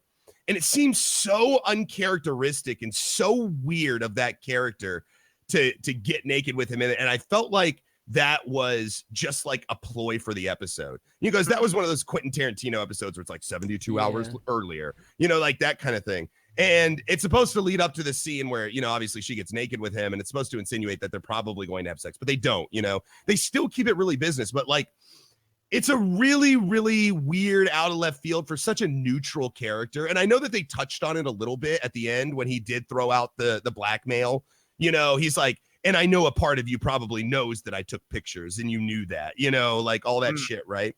But like, it seems so weird. I felt like it was just done. Sorry, we're on the topic of, Maggie Siff and wearing little amounts of clothing. But so the scene popped up. So full circle. It just seemed like did that seem weird to you guys? Yes. That she did that, like totally out of character, that she would agree to something like that. It was so weird. Without question. She's just like, all right, I'm going to get in this pool naked. Yeah. And yeah. It was, there's a lot of things that just happened. Again, I just feel like the writers put it in there just to make it happen. There's no rhyme or reason to some of the things that a normal person, or I don't know, I feel like I could say that anybody else would question.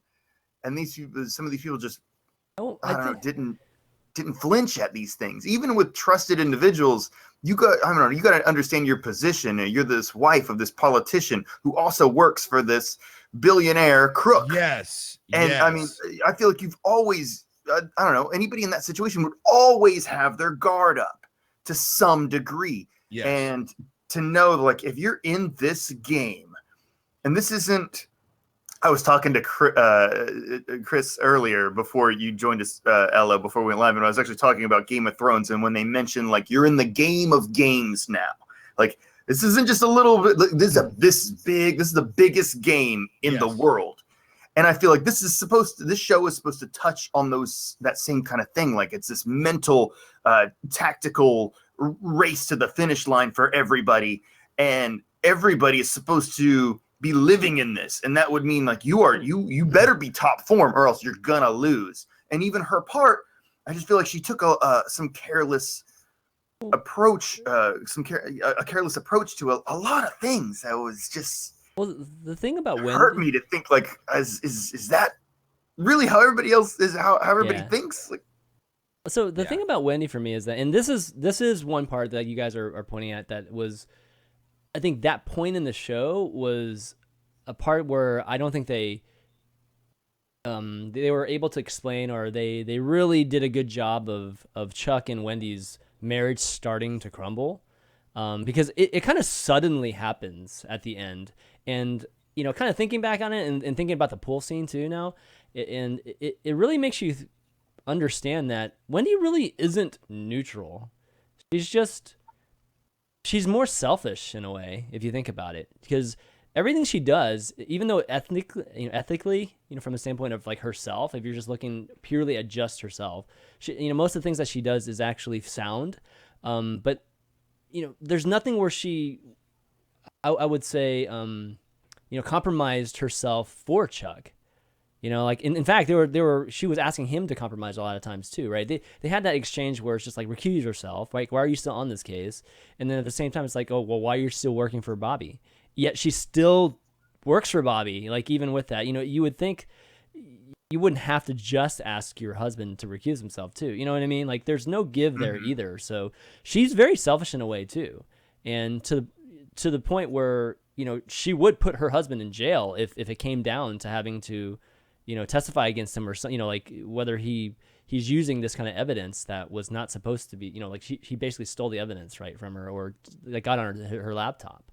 So, from that standpoint, I actually think she is like very self-preserving, and, she's only doing some things because of her children. Like he's at this point at the end of the show, it's like, he's the father of my children, so I'm not going to like literally just give you everything, Axelrod, and just let you just put him at the stake. But that's because that has to do with her kids. It's not because of her love for her husband or anything like that. You can't testify against somebody you're married. You're right, no, but you know what I mean, though. Like she would do if she was put in a position where she would have to sacrifice herself, she wouldn't do that. Also, I don't know if you know this or not, but a husband and wife cannot do time for the same crime. Yeah, that's what medicated, I think, was. No. That's a line from Arrested Development. Oh, is it? Oh, my bad. Yeah, because you can't like testify against but you can't do jail time. Oh, you can't do jail time sorry. for the same I was crime. thinking you meant by testifying. There's gonna be some Arrested Development. There's gonna be some Arrested Development fans out there that got that. Anyways, yeah. Here's what I think.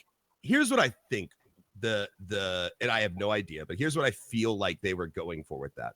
With the relationship between Wendy and Bobby, I think what they wanted to show was that they don't have any secrets between them, that everything, like, defenses are completely down. They are almost even vulnerable in front of each other because they have this very strange relationship.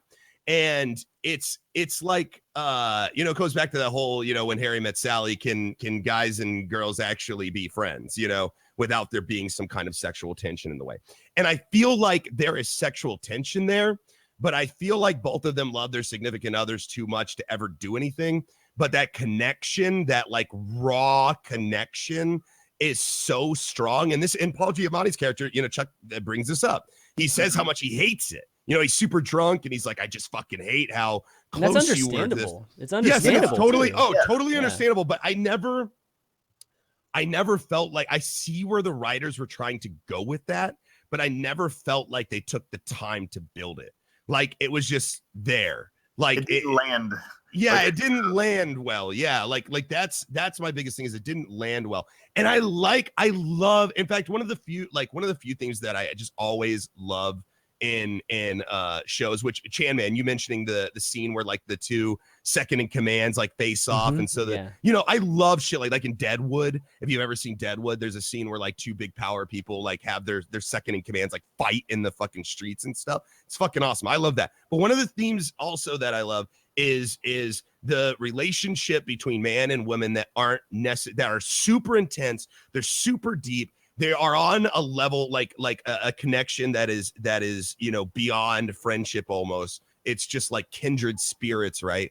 But without the sexuality. Like they can be naked in front of each other and vulnerable like this, but neither of them even considers having sex with the other person or anything like that. This is just that level of trust, like it's just that deep. And I love themes like that, but I just feel like it didn't land with this one. Like it just didn't.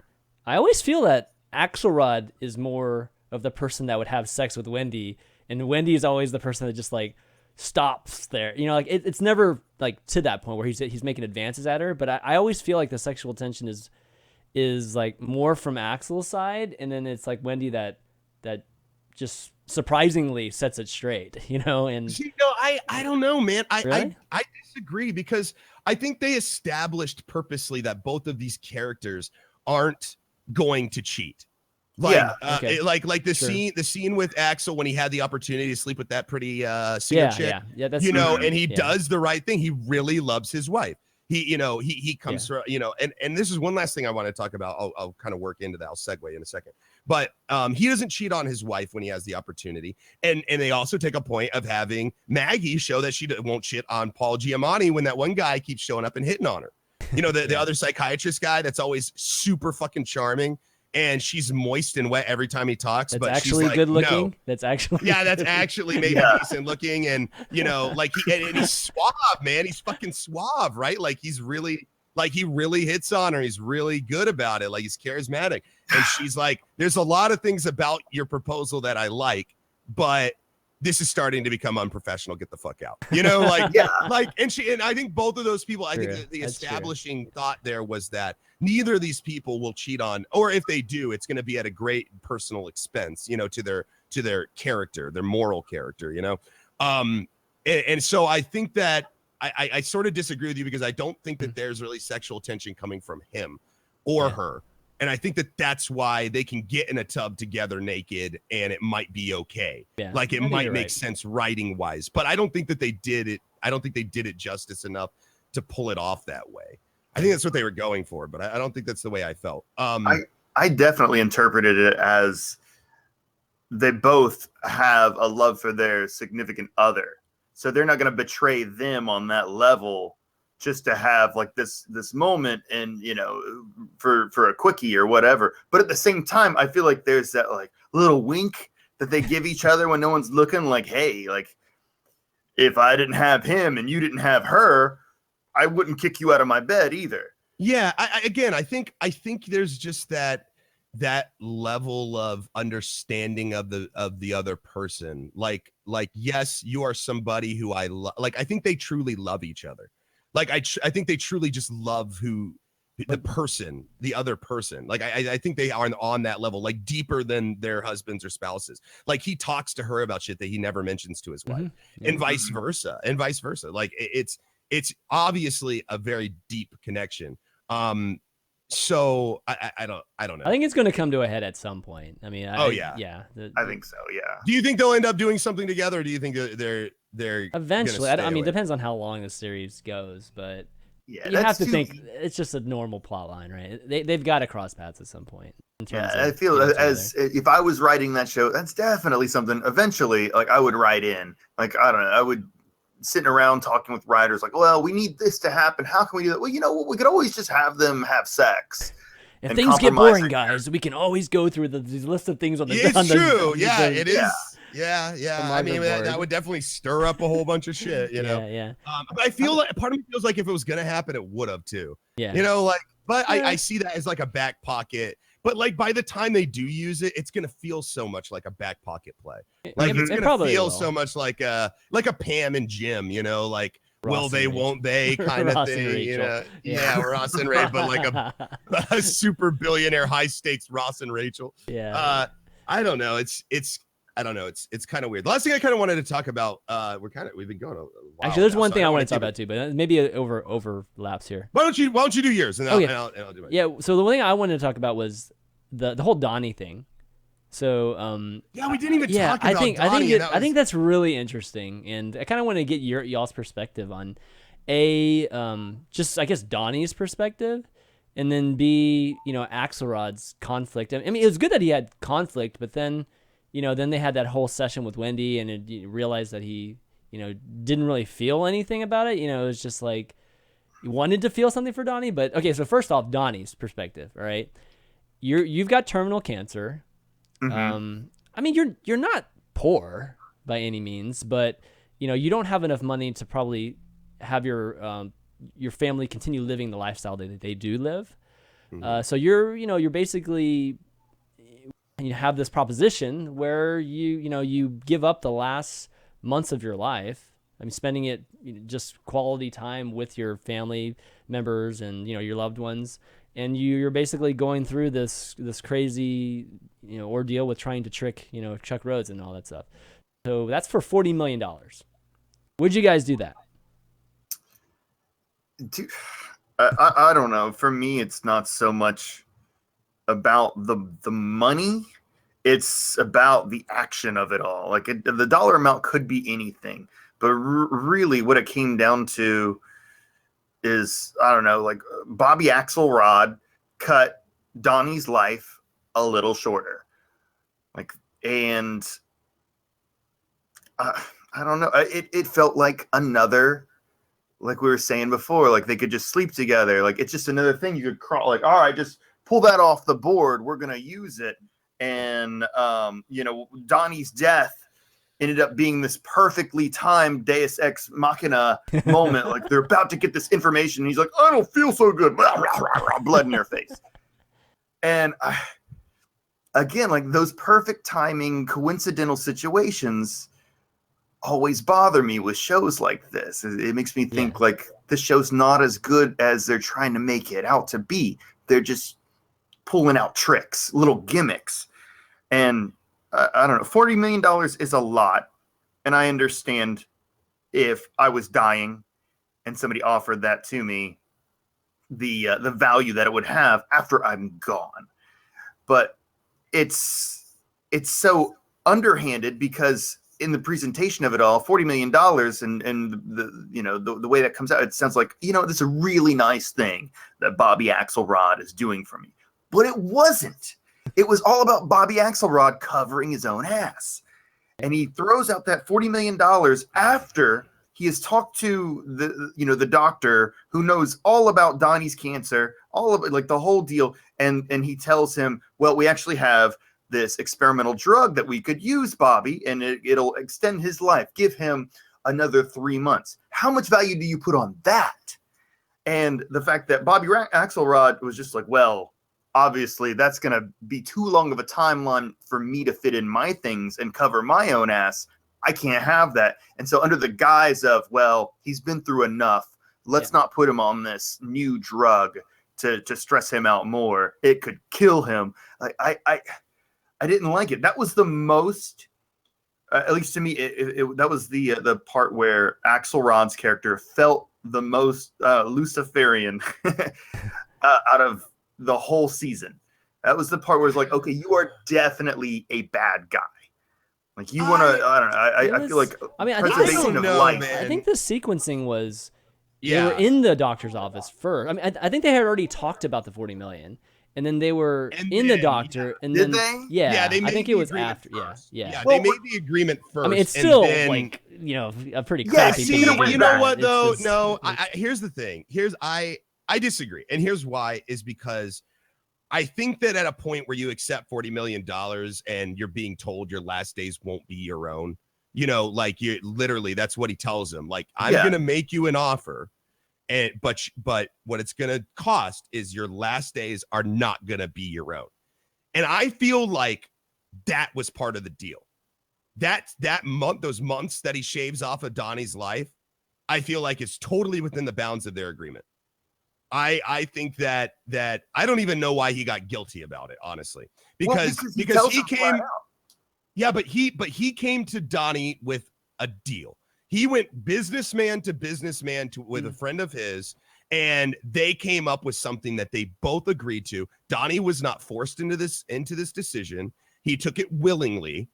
And if I took the same kind of opportunity to leave my family well off, like really fucking well off, $40 million well off, and the deal was that I was going to lose the last days of my life to somebody, that was the payment.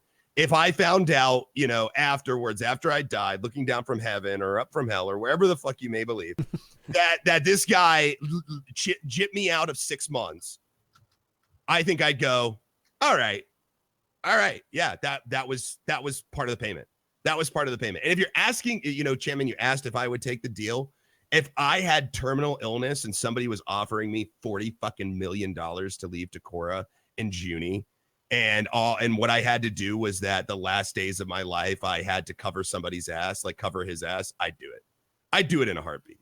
It wouldn't even be a question. That doesn't make the money feel dirty to you. Like he literally uses the word deception when he's talking to Don. He's like, listen, I'll do this, but it's going to require deception on your part. So not only are your last days not yours, but you're doing something shady. You're going to die on that. And if news ever came to light, that's how you're going to be remembered too by everybody.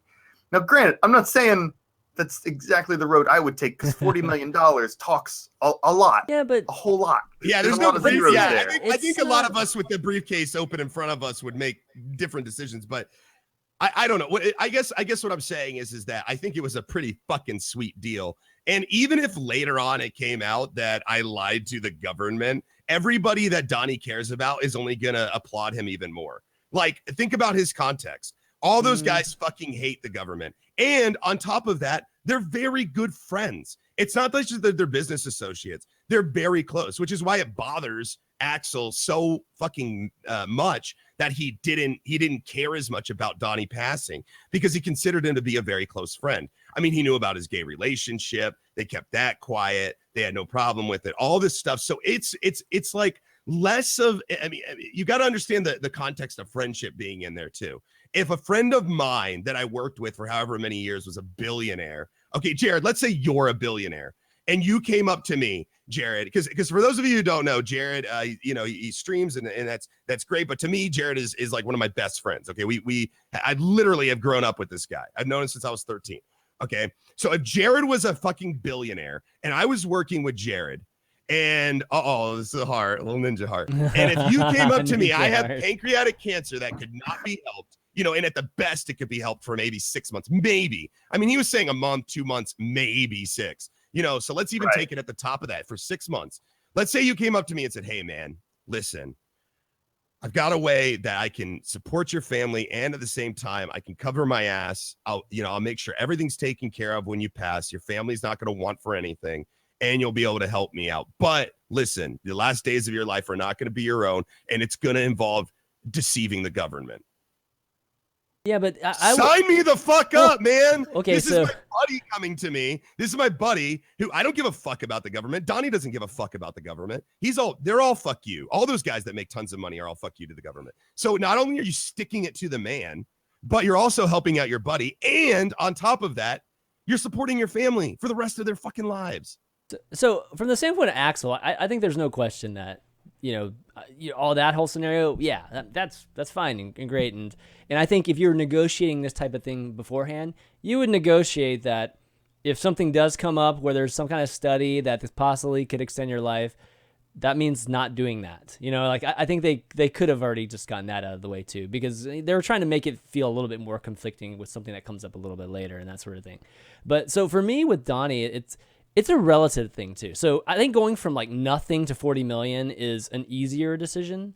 If your family's going to struggle if you die, and they're not going to struggle if you have 40 million, then obviously that kind of decision is very, very simple. But it sounds like Donnie's already made a good amount of money. I mean, he's probably got like a few million in the bank. It's just not 40 million, right?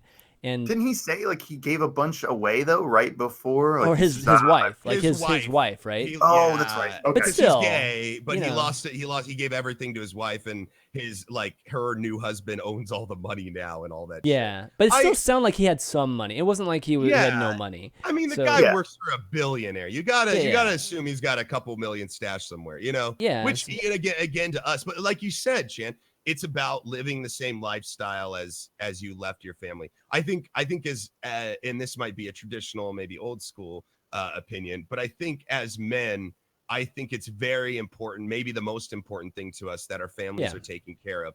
And if I were to, pass away and I knew that I didn't leave my family in the position that they could live their lives as good as they had it when I was here, if not better, I think that would bother me on a level of my manhood.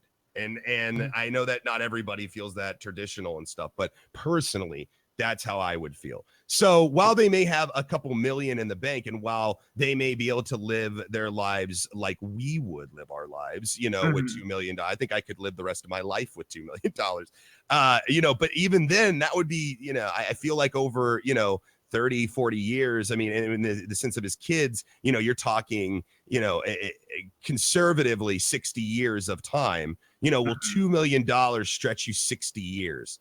Will it really for like both of his kids? I see maybe I'm crazy, but I actually wouldn't do it. You wouldn't do it for 40 million? I wouldn't do it. I have a hard time doing it too. I agree with Chanmanv. I mean, time is invaluable to me, actually, and I think that even for selfish reasons, as well as I think what can be done in like 3 to 6 months to have an impression for a lifetime with your kids is immense, actually. And $40 million, $40 million can make their life easy and all these things, but memories can be just as valuable too. It could be life lessons. It could be, I mean, if I had a terminal illness, I would be making, remember that movie My Life a long time ago, where the guy makes like a ton of videos to like teach lessons to his kids, because he's not going to be around. And I mean, I would be doing those type of, interviews and trying to do that sort of thing, spending a lot of time with them, trying to, instill those type of things upon them that I'm not going to be able to do later, where money wouldn't be able to do that. In fact, money in some ways, a lot of times can make life too easy for them, and corrupt them in a different way. Yes. So, there's benefits to both, and I totally supporting my family, after I'm dead or whatever is very important to me too. But having to weigh the two things, I feel like that's a little bit more important to me. Yeah, and again, I think this is more of a personal thing. Like I said, I mean, Yeah, I it is, honestly, totally. I mean, I honestly, if you want to know like what I live for, like honestly, Yeah. what I live for, I live to support Cora and Ginny. Like Yeah. that is all I'm about. Like I have no stance really in anything else in my life. I love streaming, you know, I like money, you know, it's great, you know, all that good stuff. Mhm. But I mean, Jared, you know this about me. I don't go like just like buying new cars and you know like What? like You doing don't? all this shit. Like I don't go crazy. Like most of the money that I make, I fucking like give to my friends or like save and No, try to support my family. definitely vouch for Adam on that. Like he's not that kind of person. But that's again, this is very circumstantial. That's you. Exactly. That's you- what I'm saying. Your saying situation. I'm recognizing that. So I'm saying like it wouldn't be everyone's decision. But Yeah. for me, knowing that I would go to the grave serving my one fucking purpose, which is to make sure that Junie is taken care of and Cora taken care of, I think that that's worth 6 months.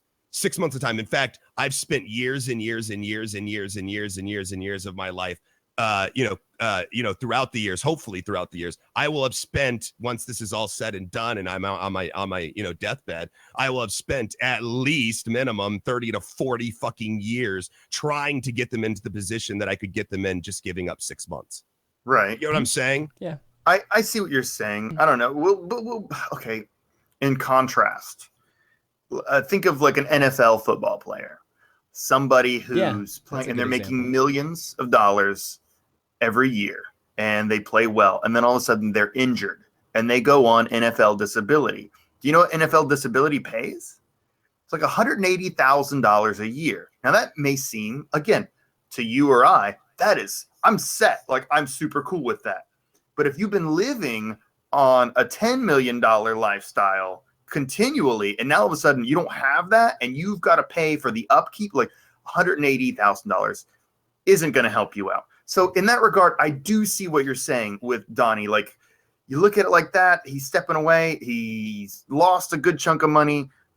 Here's this opportunity. I can see it. But the, I don't know, I guess the altruistic side of me wants to stick to my guns. Like Chan was saying, like, I don't know if I could do that. My time is worth a lot. And sometimes it's worth, there's not a way that you can put a price tag on that. I can. It's 40 million for 6 months. Yeah, it's a good. And that's, I think that the fact that we're discussing it like this proves that this was probably, for me anyways, this was one of the cooler deals that went down. I think this was one of the more interesting, more creative. I think that was the one deal that Axelrod actually made that made me go, oh, this guy truly does think outside the box. This guy is fucking considering all options. Like most of the other things, I think the only other thing that I really liked was his speech about coming up from nothing and how Chuck didn't have to come up from nothing and how that made him different. That was the thing I wanted to talk about. That was the other thing I wanted to talk about.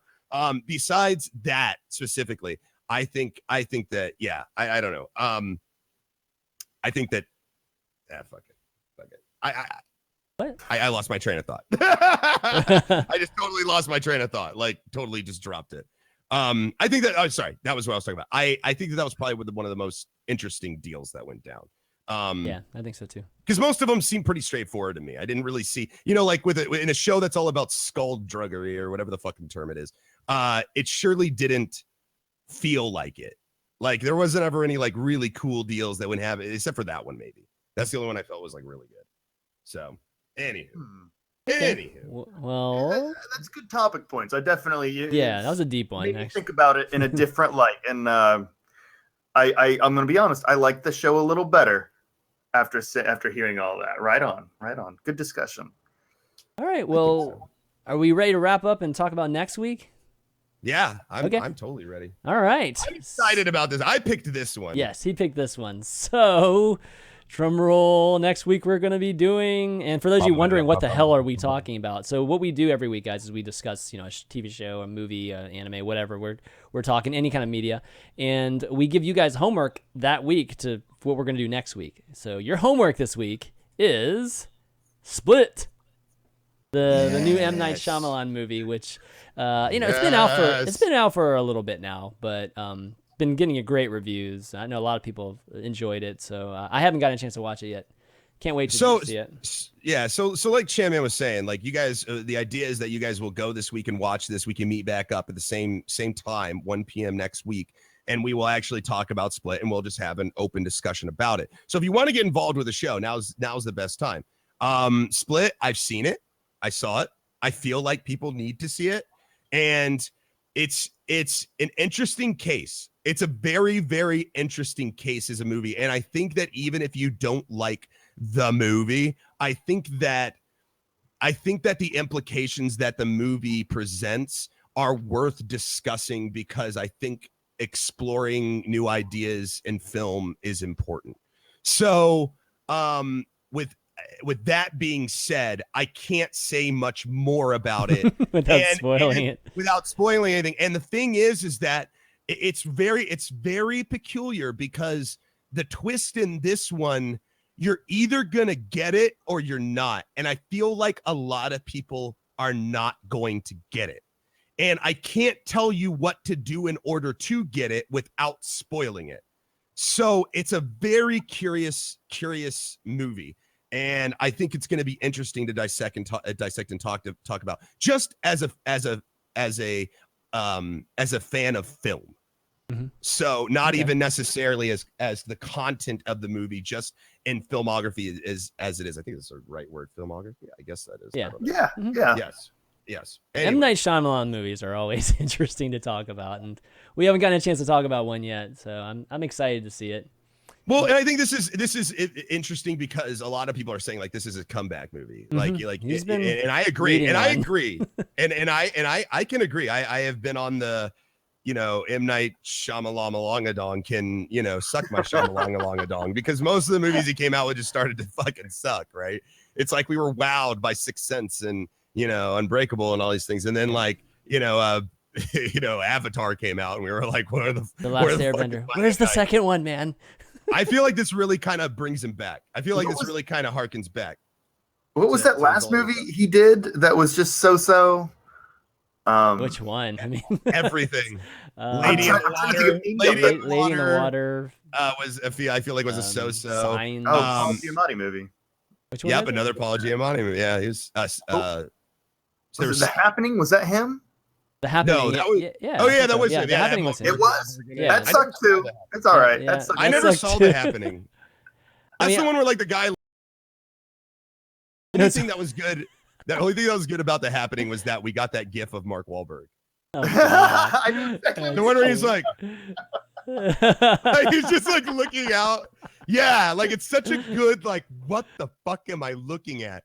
Mark Wahlberg does a great "what the fuck am I looking at?" He does. face. He does. He's got the furrow, He was on camera. He was just confused. That's just how he looks all the time.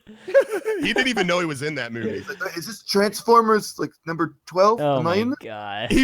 He walked on set. He saw some guy put himself under a mower and was like, "What the fuck?" Like he didn't even know he was in that movie. They just filmed him. I thought this was kind of Ted like, 3.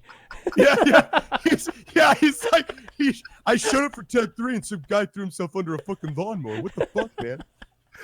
That's one of my favorite things to say is that I don't remember what movie it's from, but that's a quote. Like Tom Cruise didn't even know he was in that vampire movie. That's just shit he does on the weekend. That's my favorite. That's one of my favorite jokes too. Tom Cruise didn't know he was in Interview with a Vampire, and Woody Harrelson didn't know that he was filming for Zombieland. That's just what Woody Harrelson does. He just goes around. He lives in Zombieland. Yeah, he just goes around trying to find Twinkies. That's what Woody Harrelson's real life is.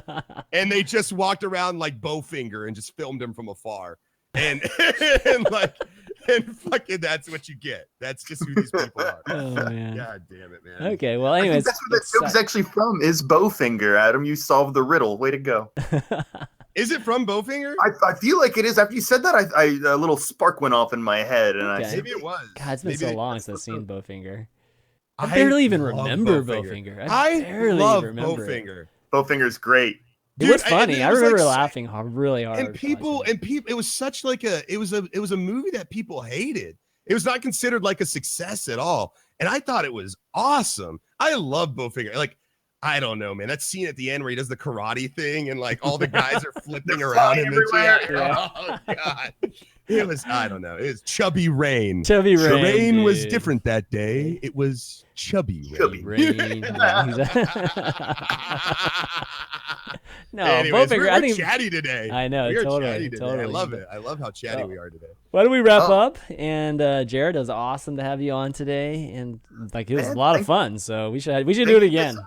I had a blast. I would love to be back. So I don't know. My schedule's open. My schedule's open. And Pick me up whenever you like. You so guys maybe have been awesome. watch Split this week, dude. Maybe. You want me to watch Split? I'll probably see it eventually, but I'll go out of my way to check it out. You should anyways. I would go watch it again too. I probably would. Just to see. I just want to see your face of it. Like I would go sit for 2 hours just to see your face for a split second. You're gonna sit You got next Adam to just me. literally staring at your face. Just, yeah, the you're entire gonna see time. this the whole with that movie light on my face. Dude, I do that so much. Is anybody else? I don't know in the chat or you guys, Chanmanv, Lee. I don't know if you guys do this, but whenever I watch shows, when something crazy's coming up and I know it's coming up, or if something happens and I think it's awesome, I constantly look at the people that I'm watching with. I do too. I'm like I'm watching it, like something happens and I'm like looking at them, looking at I know it's got to drive Cora crazy. I know it drives people crazy. It's got to, because it annoys me that I do it. But like I can't help it. Like I want to share in this moment with everybody. Like, oh, here it comes, and boom, it happened. You know, like look at this cool thing. Are you seeing it? You know, Or the awkward moments where it's like it's not as funny to them, but you're just trying to laugh to make it even funnier for some reason. Oh yeah, I've done that too. Yeah, because gets mad at me for doing stuff like that. Like, why you gotta ruin it? I didn't say anything. Yeah, but you looked at me. Yes, yeah. You know what it is? It's that position that you get in when you've seen something for the first time. Like for me, it's like Rick and Morty. The way I laughed the first time I watched Rick and Morty, I try to recreate that laugh with other people that I watch through Rick and Morty, because I want them to know how I felt the first time I watched it. So I manufacture this laughter at certain parts when I know it's coming. I've heard the joke 1,000 times, but I want them to know how I felt in that first initial moment, because otherwise they're just sitting there laughing to themselves and I look like a dick, like this is so unfunny, when in actuality I thought it was brilliant. So it's like I have to like play a little laughing trick on them. It's weird, man. I'm a weird movie person. No, I understand. I think a lot of people do that. Like, you want to augment the scene. You want to make sure they get all of it out of it, like you did. You want to share it. It's kind of like, I don't know. It's like Star Wars. It's like, I can't wait for my daughter to watch it. I want to sit right next to her, and when he says, "Luke, I'm your father," like I want to look at her face real quick and just see her flipping out. Because come on, like, it's not every day that some crazy ass plot twist comes up like that. It is almost every day now, but Oh, back then it wasn't. Except for Split. Except for Split. It's not every day a twist ending comes up, except in an M. Night Shyamalan. Exactly. All right. It's expected. Well, why don't we wrap up? Jared, do you want to do some shout outs before we go?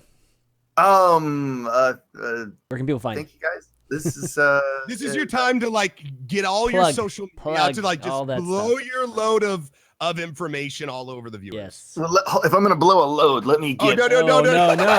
He's teabagging. He's teabagging. What is he doing? Check me out on Twitter for more of this. I am BruisedLee01. I broadcast on Twitch. You can go to twitch.tv/BruisedLee01. I do the twits. I do the Twitters. I do the snaps. You can snap me. It doesn't matter. You might get a snap back you won't like, but I do the snaps. And I just want to say thank you guys so much. This was an absolute blast. You guys, I really appreciate it. And check me out. I have a really cool. I don't know if I'm gonna do this. I'm gonna do it right. I have a really cool channel where you can actually mess with me from chat. You can literally use chat commands to flip my entire game screen upside down. Yes, and love you that. can possibly win some Interactive. money out of it. It's an awesome. I literally have never seen it in any other channel. It literally, if you're a sub of Jared's, you get like he has a whole ninja theme, and you get like a smoke bomb, and literally like once a month or something, you can turn off his monitor. You have there's a command. It flips. It flips It flips now. the It's not monitor. the blade. I don't know how you turn off a monitor. Down. It used to turn off. one hell of a It used bot. to It turn used to off. blind me, but we've made this better. You can use we give out points like a currency, and you can use if you've got 90 points, that's a second per point that you can flip my screen upside down. And if I die, not only do you get your points back, but we do a little like raffle for a $50 value, something of a $50 value every month. And every time you get me killed, that's an entry into this raffle, and we give out points, Sounds and subs awesome. do get points automatically every month. It's a lot I of would fun. fucking hate that on my stream. My know you- viewers would just constantly be flipping my stream. Like it, I couldn't even imagine I have a giving that cooldown. kind of power. Yeah, I can't imagine giving that kind of power to my viewers at all, ever. Yeah, there's a cooldown. And some people have figured out like whenever a resub or a sub happens, it resets the cooldown, so you can really rapid fire those flips. Yeah. But that takes a lot of coordination from chat. But I do love it when they get together and they conspire something like, I'm gonna flip him, and Combo. you do your resub, and then I'll do it again. God, I can imagine just That's being cool, on like a though. Dark Souls boss, one that I've died to like 20 plus times, and in like the last like this match, I'm gonna do it. He's got like 10 HP. All of a sudden, screen flipped. What the fuck? Everything sucks. I'm Dickhead. dead, and fuck everything. Like, Oh, I rage pretty hard. I'm not gonna deny it. I rage. Thank you for Cool. being on the show, man. Yeah, I No, really thanks a lot. appreciate it. thank you for inviting me. You guys are awesome. Oh, Yeah, I'll go ahead and do my thing. This is my channel. I am Ellohime. If you don't know who I am, welcome to the stream. This is a show that I do once a week, but otherwise you can find me streaming variety. I would say right now, probably average about 4 days out of the week. In the early morning, about 4 a.m. And yeah, we like to have fun. I just got done playing Sniper Elite 4. I'm probably going to be jumping back into For Honor, or I might even check out the new Berserk game that came out on Steam. I'm pretty excited about that. So if you guys want to follow any of my social media, it's all on this channel, but pretty much in the mods, we'll post it, Twitter, all that good stuff. But thank you guys for being here, and thanks for checking out our show. And hopefully, if you guys come back and visit us in the early morning, I can show you guys my chops as a normal professional streamer. I'm very professional. No Go technical all your difficulties. Yeah, no technical difficulties ever on this channel. It's perfect. So, Chanman, tell us about yourself. yeah, just round things out. Thank the two of you guys for doing the show. It was awesome today. And for those of you that might have missed any of the show today, we'll have the VODs up on my YouTube channel, youtube.com/ChanmanV. And you can actually listen to all of our shows too. So if you're in the car or on a trip and just want to get them all on your iPads or your iPhones and listen to it, you can find us on iTunes. It's kind of hard to find, but just search for spoiler alerts and look for it. We're somewhere down there. So you can do that too. If you missed any of our previous shows, they're all on the YouTube channel too, all our VODs. And we've done some pretty fun things, just all kinds of different TV shows and movies. Check it out if you can. But that's going to be it, guys, for this week. So for BruisedLee, Ellohime, and myself, Chanmanv, we'll see you next week. Split. Bye bye. Yeah. Go watch Split. Yeah, go watch Split.